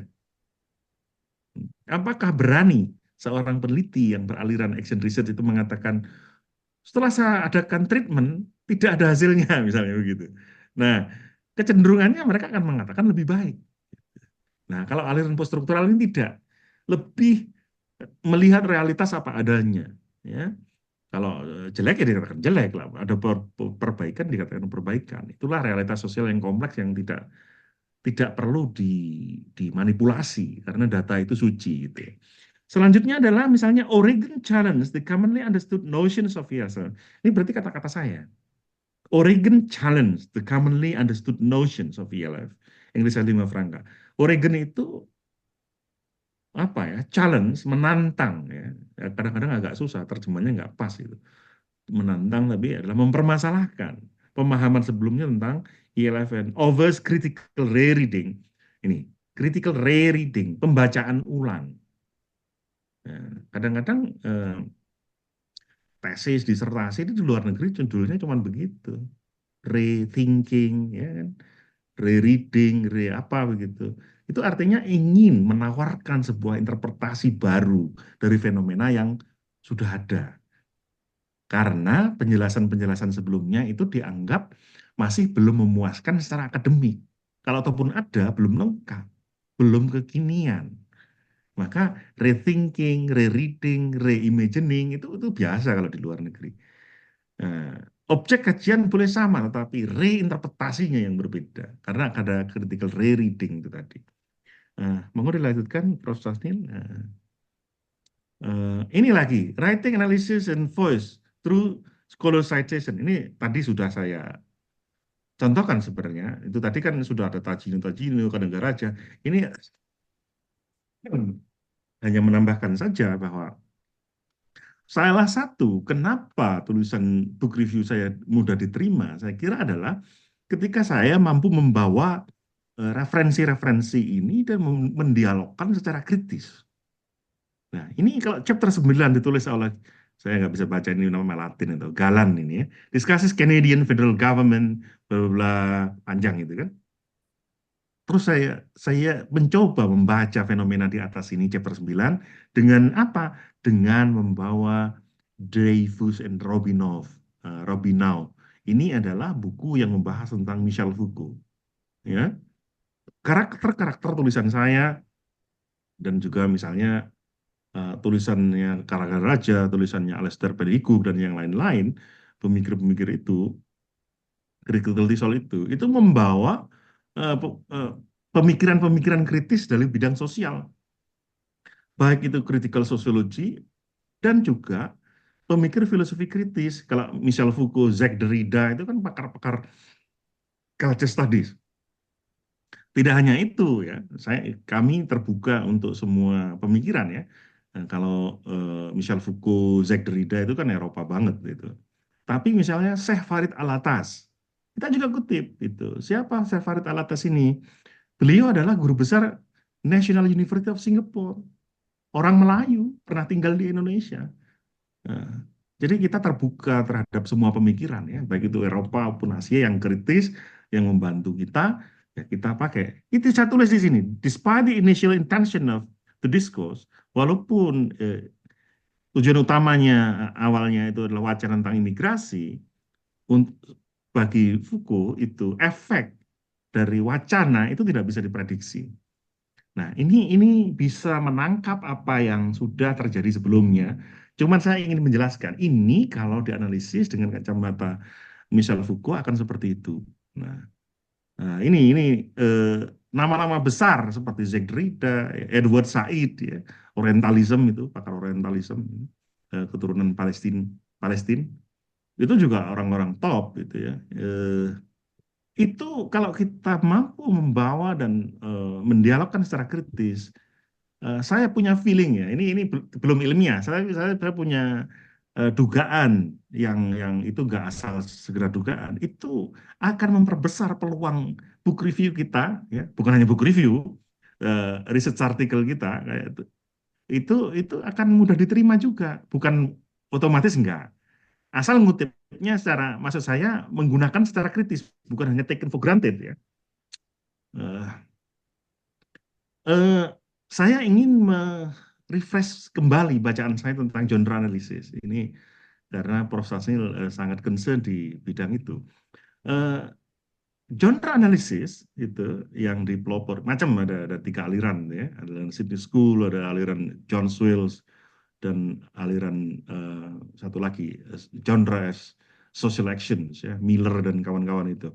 Nah, khususnya yang seperti genre yang terstruktur itu kan menurut salah satu buku dosen dari Auckland, saya lupa namanya, tetapi bukunya kalau tidak salah Palgrave Macmillan, saya lupa namanya, tapi penulis top ya, karena sudah lama saya tidak menulis tentang itu. Jadi itu menjelaskan bahwa genre analisis sendiri itu kan sebenarnya terinspirasi dari bukunya Anthony Giddens tentang eh, teori struktur sosial kalau tidak salah, ya, di buku itu.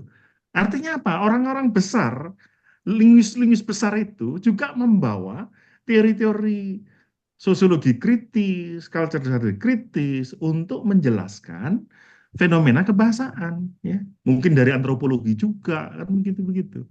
Nah, itu yang sedikit banyak ya membantu saya menulis book review, menulis research artikel ya. Itu sangat membantu saya untuk mengerjakan disertasi gitu.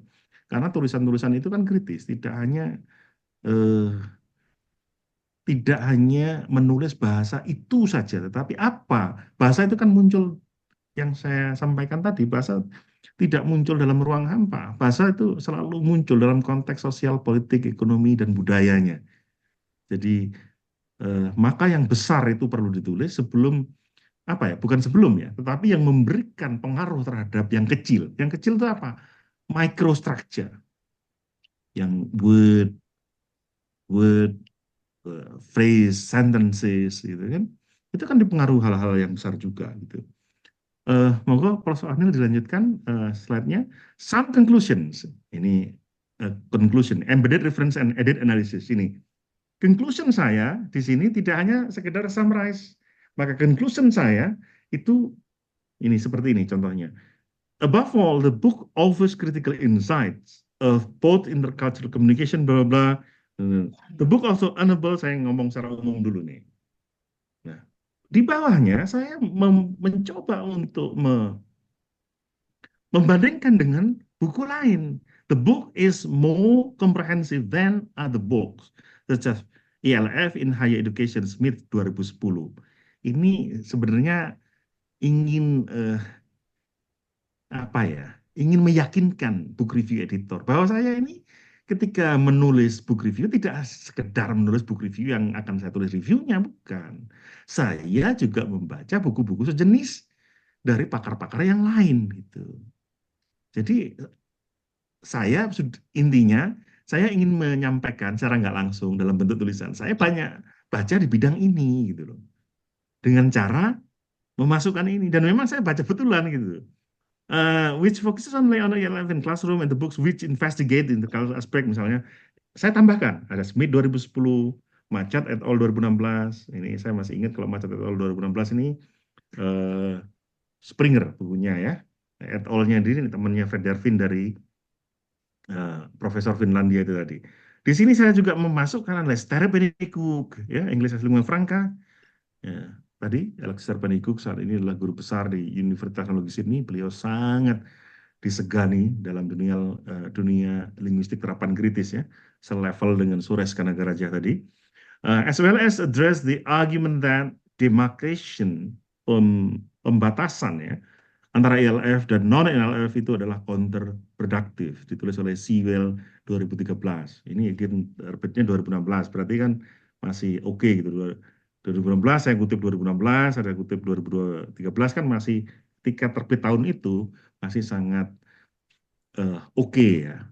Begitu. Saya tidak hanya sekedar summarize, tapi saya membandingkan, saya mengkontra discussion gitu ya, mendialogkan ya antara referensi, itu yang saya anggap menjadi sound conclusions ya, and edit analysis. Monggo selanjutnya Prof. Safnil. Ini contoh yang kedua. Kalau yang kedua ini di jurnal yang berbeda tidak ada kutipan sama sekali saya di sini ya. Ini conclusion. Saya hanya ingin mengatakan bahwa dalam menulis conclusion kita tidak boleh hanya memberikan satu contoh gitu maksud saya. Ada variasinya ya. Yang penting ada analisisnya ya. Analisisnya bagaimana? Ini kan saya merekomendasikan buku itu ya. The book is highly recommended bla bla bla. Ini cocok untuk applied linguist, language policy maker, graduate students and other general readers whose concerns rest on ini the above fluid and shifting nature of language and identity politics. Nah, ini conclusion yang seperti ini sudah dianggap menarik bagi book review editor ya di Journal of Language, Identity and Education. Ini saya nggak kutip-kutip kan, tapi saya memberikan analisis saya di sini.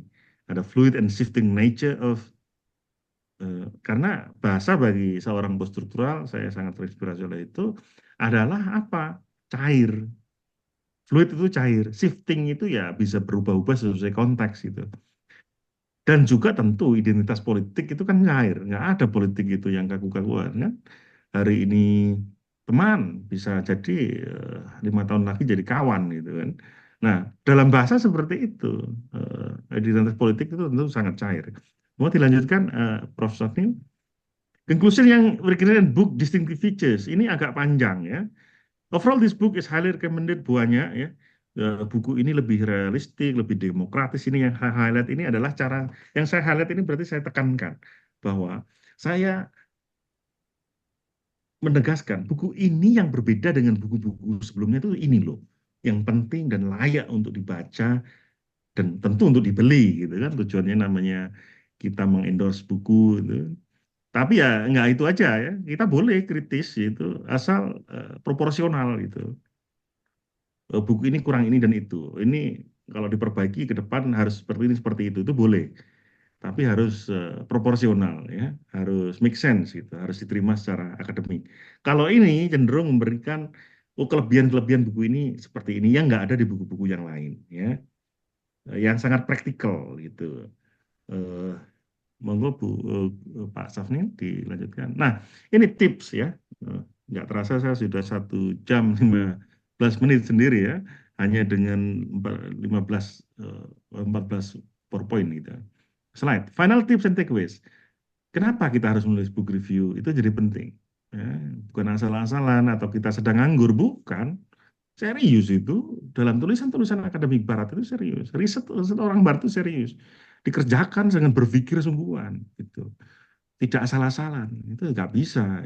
Eh, Ini kalau kita standarnya Routledge ya, Springer, Multilingual Medicine, yang lain-lain ya, Wiley and Sons yang seperti itu. Tapi kalau buku review eh, yang tidak standar itu mungkin ya lebih rendah, nggak harus yang seperti yang saya katakan. Ini yang saya katakan adalah standar Scopus Q1 publisher top dunia, ya, seperti yang ditulis oleh dalam flyernya Prof. Safnil itu ya. Yang kedua adalah knowing this genre and it varies and it's helpful. Penting itu bahwa ini adalah reviews ya, academic evaluations. Ada evaluasi akademik itu ya kita harus punya argumentasi yang bisa diterima itu dalam dunia akademik. Dan variasinya tadi apa maksud saya? Variasinya adalah misalnya seperti conclusion tadi kan saya cara nulisnya beda kan. Tidak harus satu template gitu. Kadang-kadang saya kasih referensi, kadang-kadang tidak ya. Ya mau terserah jurnalnya seperti apa ya. Tidak harus gitu, tidak harus sama. Our analysis and voices should be there. Ini yang sangat penting. Analisis dan voice. Pendapat kita seperti apa itu penting, apalagi S3. Ya, S3 itu harus ya filosofinya harus keluar.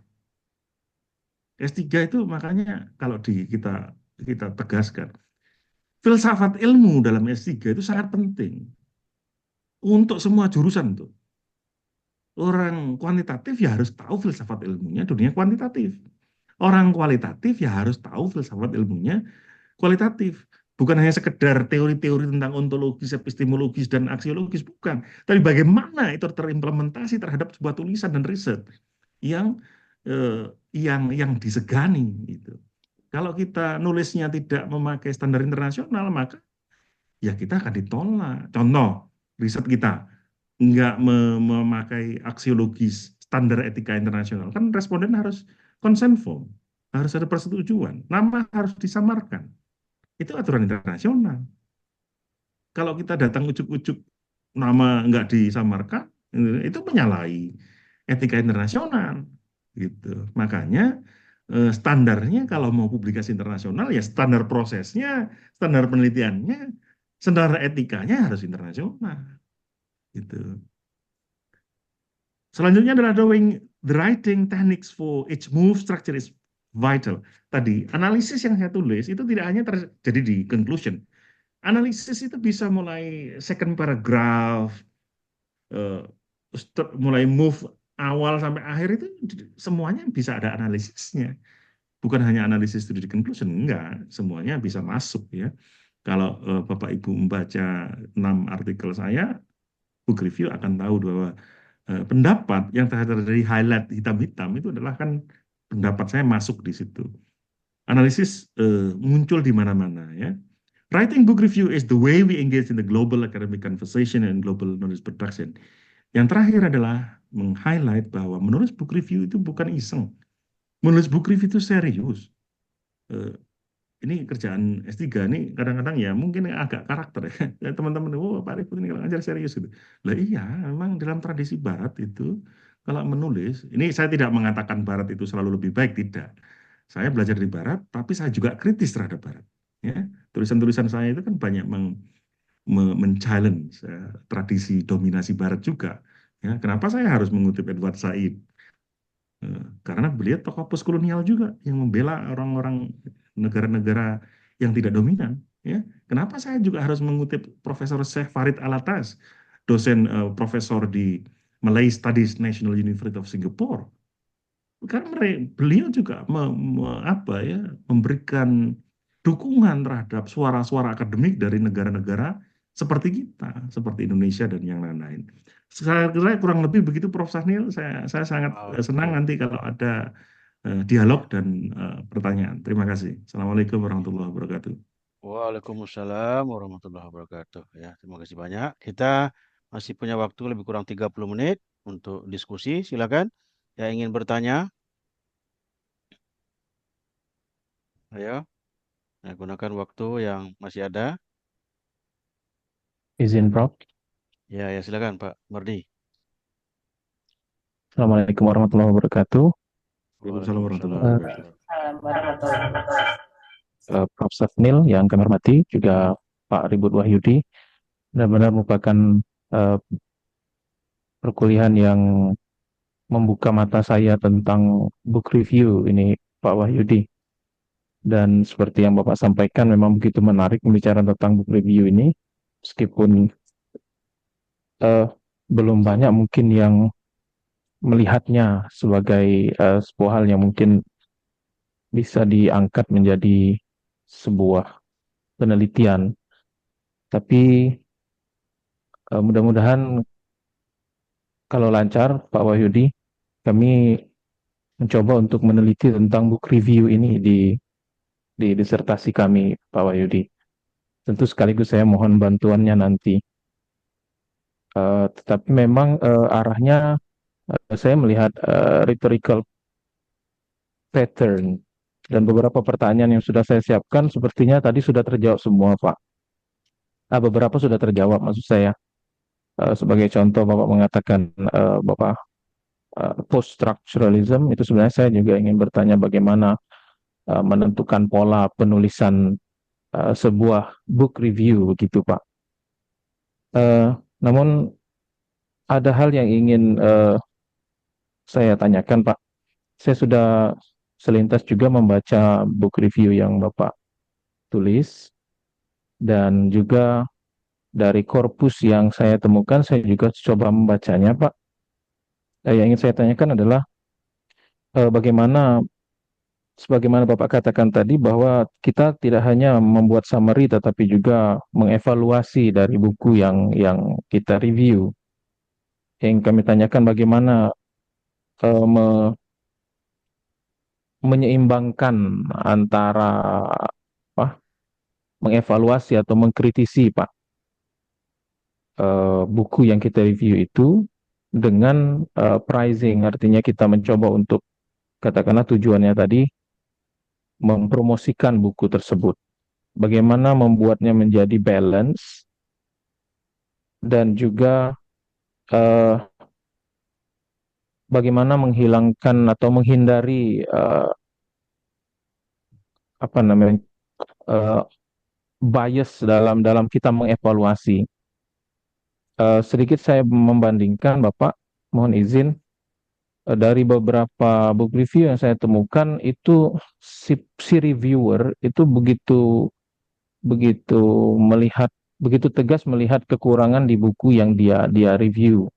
Namun memang kami temukan Bapak menawarkan eh, cara yang lain dengan membuka dialog atau mengkonfrontir dari referensi yang ada. Apakah itu yang dimaksudkan adalah untuk menyeimbangkan antara rising and evaluating? Demikian, itu yang pertama, Pak. Terima kasih. Oke, Apakah bisa silakan langsung Pak. saya jawab, Pak Ya, Safin, ya supaya silakan nggak langsung lupa Pak saya? ya. Iya. Ya, ya, silakan langsung Pak. Terima kasih pertanyaannya Pak Juansa. Tradisi kita ya di Barat itu diajari untuk kalau S3 ya. Saya kira S2 sudah. Ya, Itu Pak. adalah untuk proporsional, ya. Proporsional itu kita ada kalanya kita setuju ya setuju. Tapi kita harus tahu kenapa kita harus setuju. Kalau kita tidak setuju, kita harus tahu kenapa kita tidak setuju, ya. Justru ini agak ada unsur budaya ya dalam tradisi di Barat yang baik itu saya ambil ya. Yang nggak baik tentu kita tidak ambil itu. Dari kecil kan anak diajari dengan why itu. Kenapa tidak boleh? Kenapa begini? Kenapa begitu? Sama dalam dunia akademik. Kenapa saya harus setuju dengan Ken Highland? Kenapa saya harus tidak setuju dengan Ken Highland? Jadi ini perlu ditradisikan itu. Supaya apa? Membentuk cara pola berpikir. Jadi S3 itu bukan hanya sekedar mengerjakan disertasi seperti mesin fotokopi, bukan. Tetapi bagaimana kita membentuk pola berpikir yang proporsional. Nah ini mohon maaf yang lain ya. Tapi kalau dalam Islam, kira-kira Bagaimana kita bisa berbuat adil gitu loh. Sejak dalam pikiran gitu kan. Jadi kita kalau baik ya kita katakan baik. Tulisan buku itu baik, tapi jangan hanya begitu. Baiknya kenapa? Atas dasar apa mengatakan baik? Jadi pada saat yang sama kita ketika menulis book review itu bukan sekedar itu.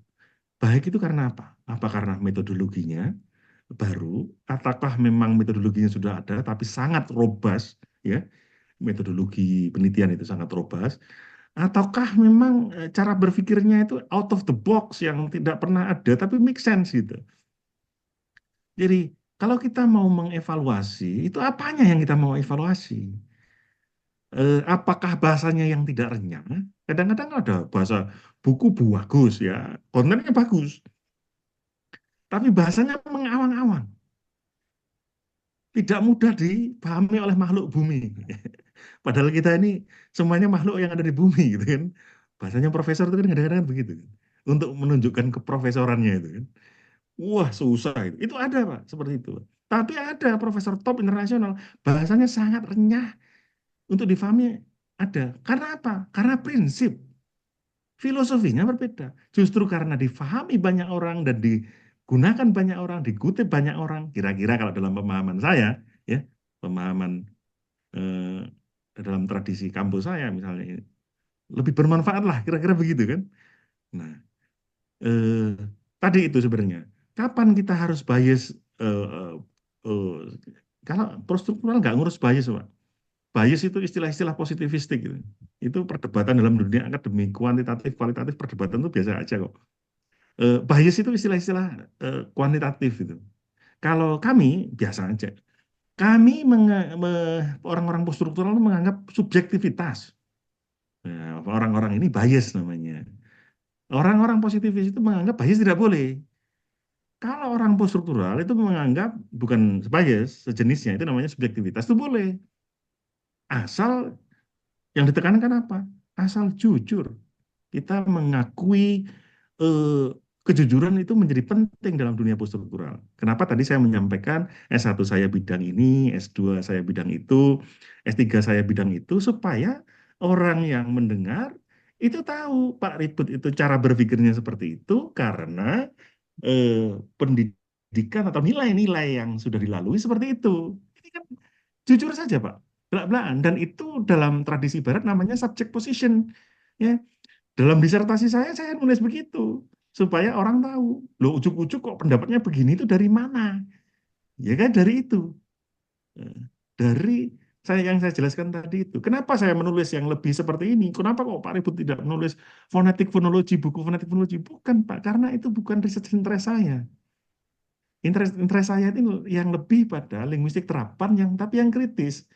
Gitu. Maka saya lebih suka English as lingua franca atau interculturality lintas budaya, teaching English as international language yang lebih inklusif ya, yang lebih toleran dengan misalnya kalau grammar ya, saya masih percaya bahwa ya grammar perlu betul Pak kalau menulis dalam disertasi.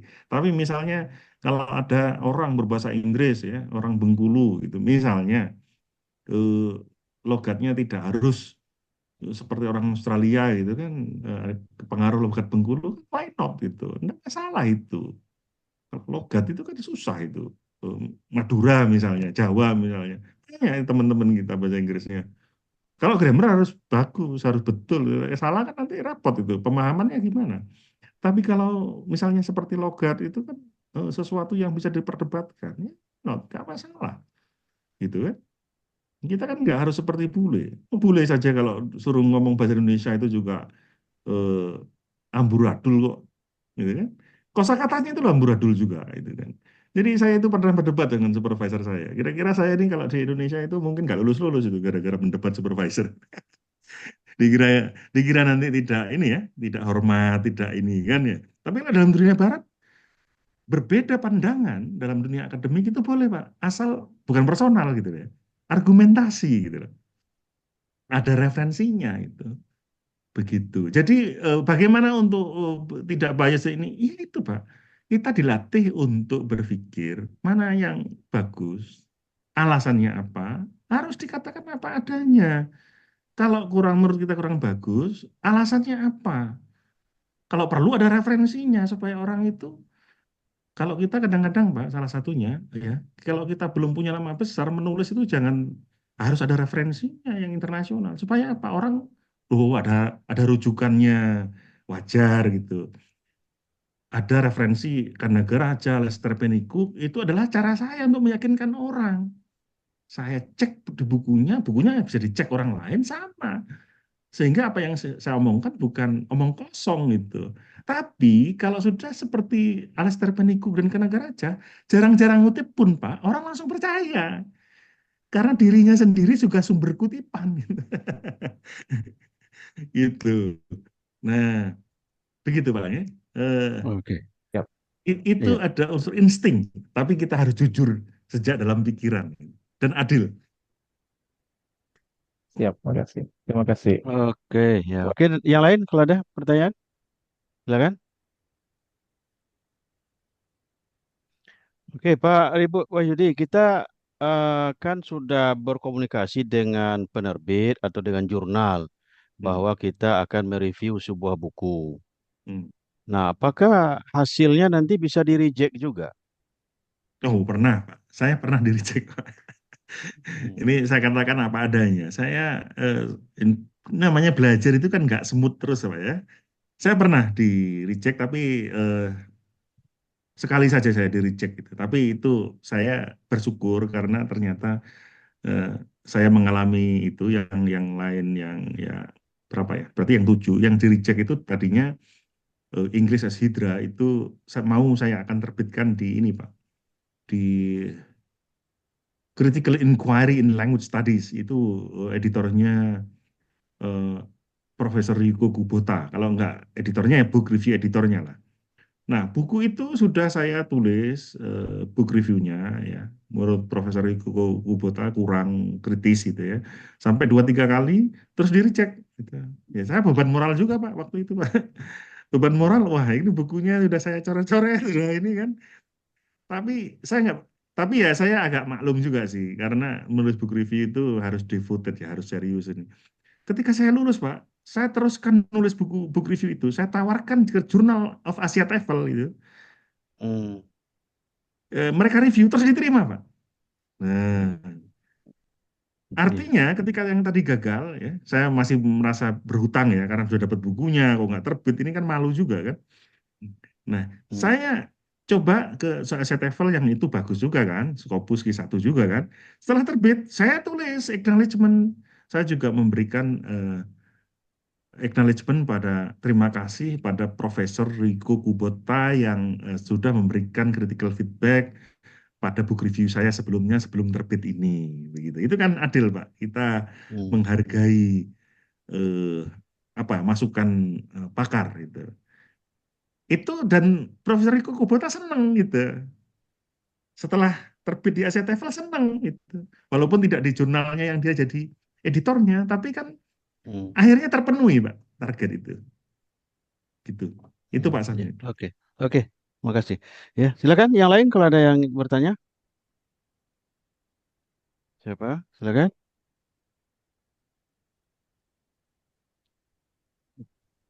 Ayo. Monggo yang lain.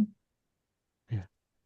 Pak Saya Ibu ini, Wahyudi, ya, apakah ya monggo Pak. kita harus harus membaca buku itu setiap halaman untuk menulis book review? Betul. Kalau saya Pak, membaca setiap halaman bahkan kalau bisa jangan sekali, bisa 3 kali atau 4 kali. Kecuali kalau buku itu jenisnya adalah buku yang sudah satu tema yang sering kita tulis, mungkin sekali 2 kali cukup, ya. Hmm. Supaya kita tahu betul detail-detail argumentasinya, Pak. Detail argumentasinya, ininya. Supaya kita tahu betul letak-letak kira-kira kelemahannya di mana. Kadang-kadang kalau yang menuliskan orang profesor top kan nggak mudah, Pak, memberikan, Hmm. ya kalau Hmm. yang nulis kadang-kadang anak sedang S2 atau S1 itu kan gampang aja kelihatan bolong-bolongnya. Kalau yang nulis profesor top itu kan tidak mudah Hmm. juga itu. Nah, makanya Iya, harus iya, benar-benar iya, iya, dibaca secara detail dan iya. itu tadi tidak Iya. boleh taken for granted. Kita harus kritis. Ya. Oke, berikut Bu Rismar, silakan. Baik, terima kasih Prof. Saknil. Terima kasih juga kepada Pak Ribut sudah memberikan materi yang cukup menarik. Saya sebetulnya masalah review buku ini agak sedikit dekat ya Pak ya dengan dunia saya. Saya juga konten kreator yang suka mereview buku, tapi ada tapinya Pak di sini. Saya melakukannya secara oral atau lisan, dan ini atas permintaan pihak endorsement gitu.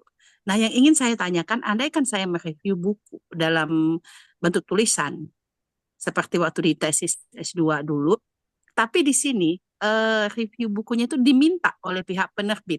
Jadi posisi kita di sini adalah diminta oleh pihak penerbit. Di sini bagaimana kita meletakkan posisi kita sebagai reviewer yang apakah kita hanya mereview sisi positif buku itu saja karena ini ada unsur komersilnya, ataukah perlu juga kita menuliskan sisi lain dari isi buku tersebut, misalnya sisi lemahnya, sisi negatifnya. Dan seperti melanjutkan pertanyaan Pak Marti tadi, di mana kita meletak objektivitas kita sebagai reviewer di sini, andaikan kita diminta oleh penerbit, tapi ada unsur komersilnya begitu Pak. Terima kasih.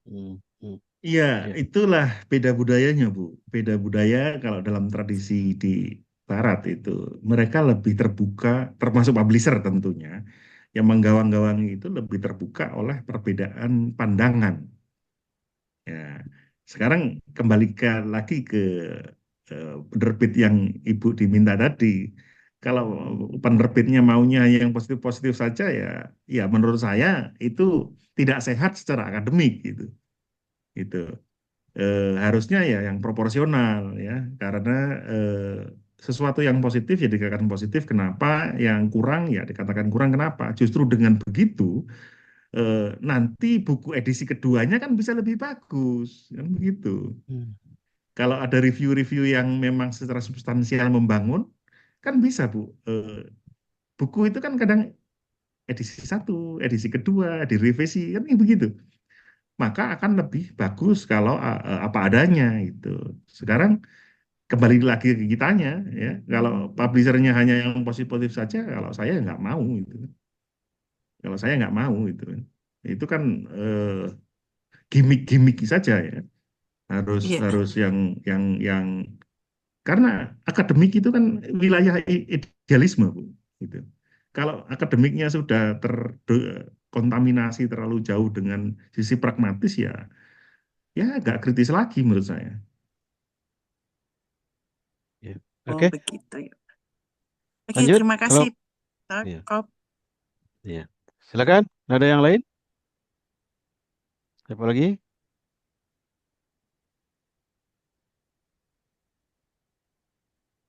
Oke Pak Ribut, apakah review buku ini, review artikel ini akan dibaca oleh penulis bukunya? Atau cukup orang jurnal saja? Tergantung, Pak. Tergantung juga. Tapi ada juga yang dibaca oleh penulisnya gitu. Dan bisa jadi penulis kalau Barat itu bisa berterima kasih gitu. Bahkan jangan salah, beberapa book review saya, misalnya Asia as Method itu dikutip orang 3 kali dan salah satunya terbit di jurnal Berkeley atau apa lupa saya, di kampus top Amerika itu. Itu saya mereview buku Asia as Method. Buku Culture Studies kritis ditulis orang Cina ya. Terbitnya di Inggris sana. Ini sampai dikutip orang 3 kali, ya, yaitu Scopus juga itu. Tapi book review itu juga sah untuk dikutip, gitu. Bukan hanya riset artikel saja, karena interpretasi kita ada di situ, gitu. Jadi book review ini adalah maksud saya draft book review artikel kita akan dibaca sebelum diterbitkan oleh penulis bukunya.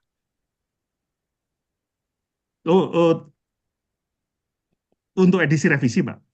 Iya, iya. Atau misalnya reviewernya, salah satunya ada penulis buku yang menulis buku yang kita review. Bisa iya, bisa tidak.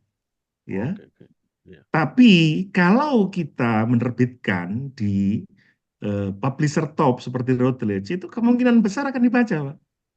Karena penulis di luar pun itu juga tidak maksud saya itu tidak ogah-ogahan dia menganggap dirinya sempurna, tidak. Mereka juga senang dengan pendapat-pendapat yang konstruktif sehingga dengan begitu eh, revisinya akan menjadi lebih bermutu begitu. Ya, makanya jangan menulis review jadi jurnal pinggiran gitu.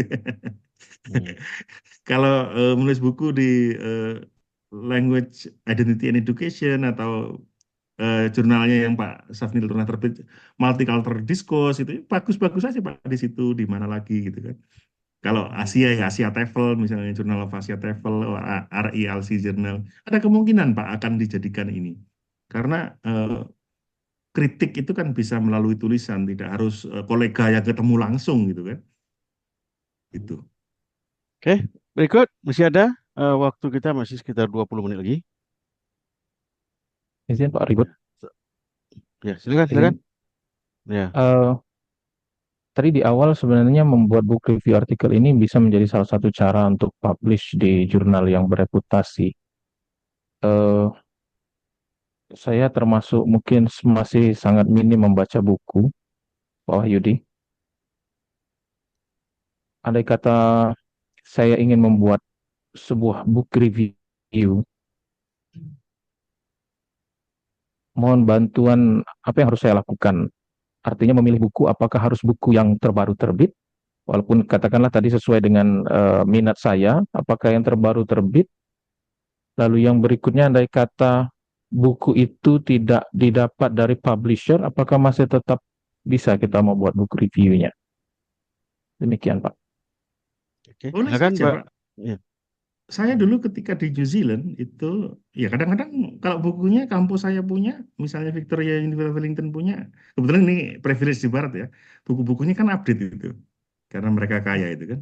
Ya kadang-kadang saya ada bukunya dapat dari perpus ya sudah, saya nggak minta, gitu kan, saya tawarkan. Kadang-kadang langsung sudah saya bikin duluan.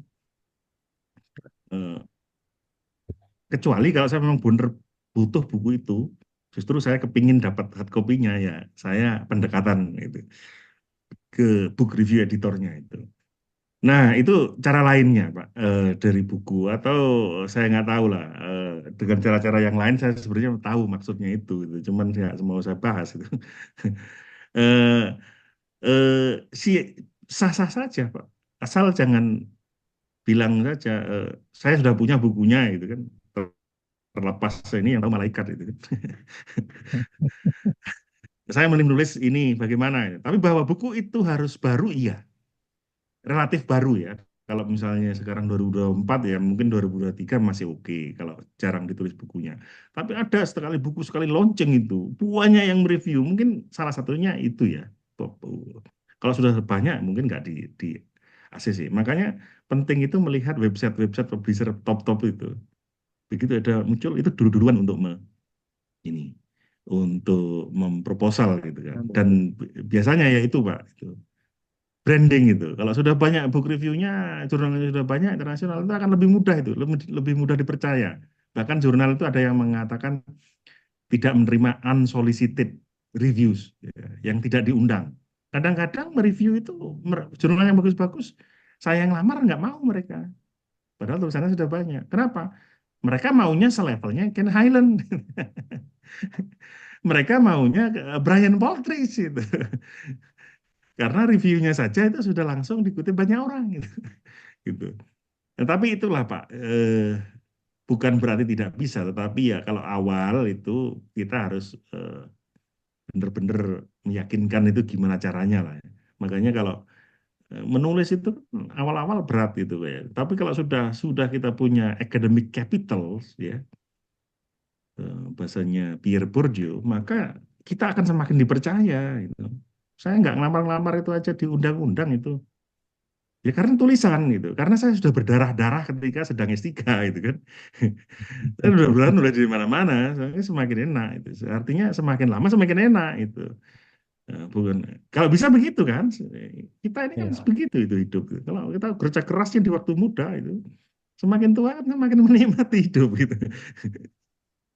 Jangan kita santai-santai lalu terus kepingin gitu. Ya boleh-boleh saja, nggak ada kata terlambat. Wong S3 aja ada yang umur 70 gitu kan di luar itu. Tapi alangkah baiknya ketika kita masih punya energi kuat, masih muda, banyak menulis, sehingga kita sudah punya legacy, track record. Ini beberapa publisher, saya dikontak gitu Pak, termasuk kayak Nova Science Publisher, yang itu terindeks Scopus itu. Disuruh nulis buku, diundang nulis buku. Ya saya nggak sempat aja jadi kaprodi Pak. Kalau saya jadi dosen biasa saja, insya Allah akan saya tulis itu buku. Gitu. Karena tugas amanah jadi kaprodi ya tahu sendiri lah, mungkin Pak Safni tahu urusannya buahnya itu. Oke, Oh, ya silakan. terima kasih. Kalau Terima ini kasih Pak terakhir, Wahyu. ya, Pak, ada saya mau nanya Pak Ridho. 10 menit. Ya, Assalamualaikum, silakan Bu. selamat malam. Assalamualaikum warahmatullahi Ya, wabarakatuh. Ya, silakan Bu Esi. Ini kan buku review buku ini kan untuk buku yang baru. Apakah reviewernya itu eh, cukup hanya satu orang saja atau bisa berulang? Misalnya kan sudah direview oleh si A, kemudian direview lagi oleh si B atau bagaimana gitu kan? Kemudian yang kedua, keseimbangan antara recommended kita itu untuk kebaikan, keunggulan-keunggulannya, kemudian juga ada kelemahan dan kita berikan argumen, setelah itu kita berikan rujukan-rujukan yang menguatkan argumen kita, itu nyampaikan rekomendasi. Keseimbangannya itu bagaimana? Seandainya di dalam buku itu lebih banyak letakkanlah kritikan kita atau kekurangannya. Kemudian yang keunggulannya lebih sedikit gitu kan. Nah, dari sisi ekonomi itu gimana itu Pak? Nanti kalau kita jujur, tadi kan harus jujur, harus apa namanya Kritis, kritis. bertanggung jawab gitu kan, kita menyampaikan itu. Nanti kan buku itu akan diterbitkan, kemudian ada nilai ekonomisnya. Apakah kita hasil reviewer kita itu tidak mempengaruhi terhadap ekonomi itu, gitu kan, dari sisi ekonominya. Terima kasih Pak, mohon penjelasannya. Ya. ya Bu, terima Kritis. kasih pertanyaannya. Yang pertama adalah satu atau dua reviewer. Kadang pernah dua Bu, tapi kadang-kadang juga satu, kadang dua.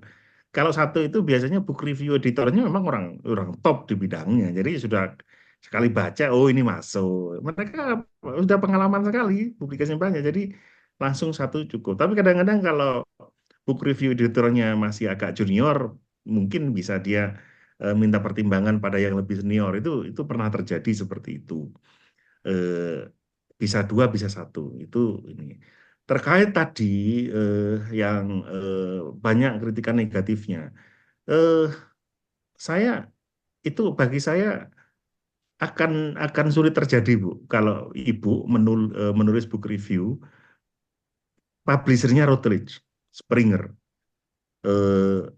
tidak mudah menulis, maksud saya memberi kritikan terhadap buku-buku yang diterbitkan oleh Palgrave Macmillan, Routledge, Springer, itu kita harus terbiasa, terlatih membaca secara kritis.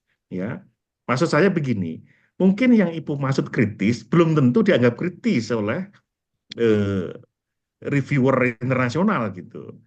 Artinya kita ini kan ngomong banyak negatif mungkin karena yang kita baca buku-buku lokal itu. Nah, tapi kalau Ibu membaca selevel Palgrave, selevel Routledge dan macam-macam, saya pastikan Ibu harus berpikir keras pada level pembacaan yang sangat kritis. Itu pun pasti akan, itu tadi, sebagai penulis kita itu tidak boleh one side ya. Kita harus jujur juga ya. Makanya dalam dunia akademik itu being humble itu juga penting. Kayak Ken Highland kan nulis itu hedging itu kan, May ya misalnya apa gitu kan, might itu kan hedging. Hedging itu artinya bukan karena orang itu ragu, bukan. Ini balik lagi justru. Kalau dalam dunia kualitatif, saya nggak ngomong kualitatif, saya orang kualitatif murni. Karena dunia ya secara ontologis ini balik pada dasar filosofis. secara ontologis realitas sosial itu dinamis, berkembang, ya. Jadi kita nggak bisa mengatakan sesuatu yang sangat ekstrim gitu. Makanya disitulah letak perdebatan, tapi juga letak untuk menghargai posisi orang gitu. Tidak ada sesuatu yang absolut dalam dunia kualitatif itu. Absolut itu orang-orang kuantitatif itu. Nah, kadang-kadang orang mau ngerjakan kualitatif, cara berpikirnya kuantitatif. Ini repot ini. Kadang orang sudah terdominasi cara berpikirnya kuantitatif, tapi mau menghakimi yang kualitatif. Itu beda beda jalur itu. Ontologisnya berbeda, kepercayaan terhadap keilmuannya berbeda, kepercayaan terhadap realitasnya berbeda. Itu, Bu. Saya pastikan kalau Ibu membaca buku-buku yang selevel Routledge tadi, multilingual methods, tidak mudah untuk memberikan negatif-negatif itu. Ya, gitu. Kalau buku lokal saya maklum itu, buku terbitan lokal itu ya bisa banyak negatif evaluation-nya itu. Terima kasih, Bu. Oke, ya. Terima kasih. Masih ada mungkin ya, masih ada 5 menit. Kalau satu buku sudah pernah direview orang lain dan terbit di jurnal, itu masih ada peluang untuk mereview kedua kali. Ribut. Sangat bisa, Pak. Karena satu buku itu bisa direview 3 kali, 4 kali, 5 kali bisa. Tapi perlu kita pastikan, Pak, bagaimana review kita itu berbeda dengan yang sudah-sudah itu. Kan begitu. Berarti harus ada angle analisis yang berbeda, kan begitu, Pak. Yang menambahkan atau somehow bagaimana begitu. Kalau satu klaster saja mirip-mirip ya nggak akan diterima, Pak. Ya. Oke, ya mungkin cukup ya Bapak Ibu ya. Oke, Ya. Alhamdulillah ya kita beri tepuk tangan yang meriah untuk Bapak Dr. Ribut Wahyudi. Ya. Terima kasih, Pak. Sama-sama. Ya, Alhamdulillah, terima kasih banyak ya. Wah, masih ada yang ingin bertanya? Ya, Ya, monggo. mungkin Kalau waktu. ada. Hah? Masih ada? Sekali lagi kalau ada, monggo. Oh, bermunculan. Ya, Paling kemudian mau tanya? Oh, Belum, bukan. Prof. Ya, Belum, bukan, belum. bukan. Oke. mohon Oke, izin terima kalau kasih ini banyak nanti ya. Ya, terima kasih banyak atas pencerahan dari Bapak Ribut Wahyudi. Ya, terima kasih juga pada Bapak Ibu mahasiswa yang menyempatkan hadir ya walaupun malam minggu ya. Mudah-mudahan ini banyak memberikan informasi baru kepada kita dan menambah semangat kita untuk menulis, berkarya, karena dosen itu dikenal, ya, dan dihargai karena karyanya, ya, bukan karena yang lain. Oke, terima kasih. Mari kita tutup acara kita dengan mengucapkan hamdalah. Alhamdulillahirabbil alamin. Alhamdulillahirrabbilalamin. Saya sudahi dengan Assalamualaikum warahmatullahi wabarakatuh. Waalaikumsalam warahmatullahi Selamat malam, selamat wabarakatuh. ya, Pak Ribut, dan hari mantap. Minggu. Oke, Terima ya, kasih, Prof. Makasih. Iya. Terima kasih, Pak oke, Sam. Iya. oke, Terima kasih Prof. Ribut. Iya, Terima sama-sama, kasih Bu. Dr. Terima kasih Neil. kembali. terima kasih, ya, Iya. ya. Saya live dulu, ya. Oke, mari, terima kasih, Pak. Terima Ya. kasih. kasih Bapak. Oke, ya. Assalamualaikum warahmatullahi wabarakatuh.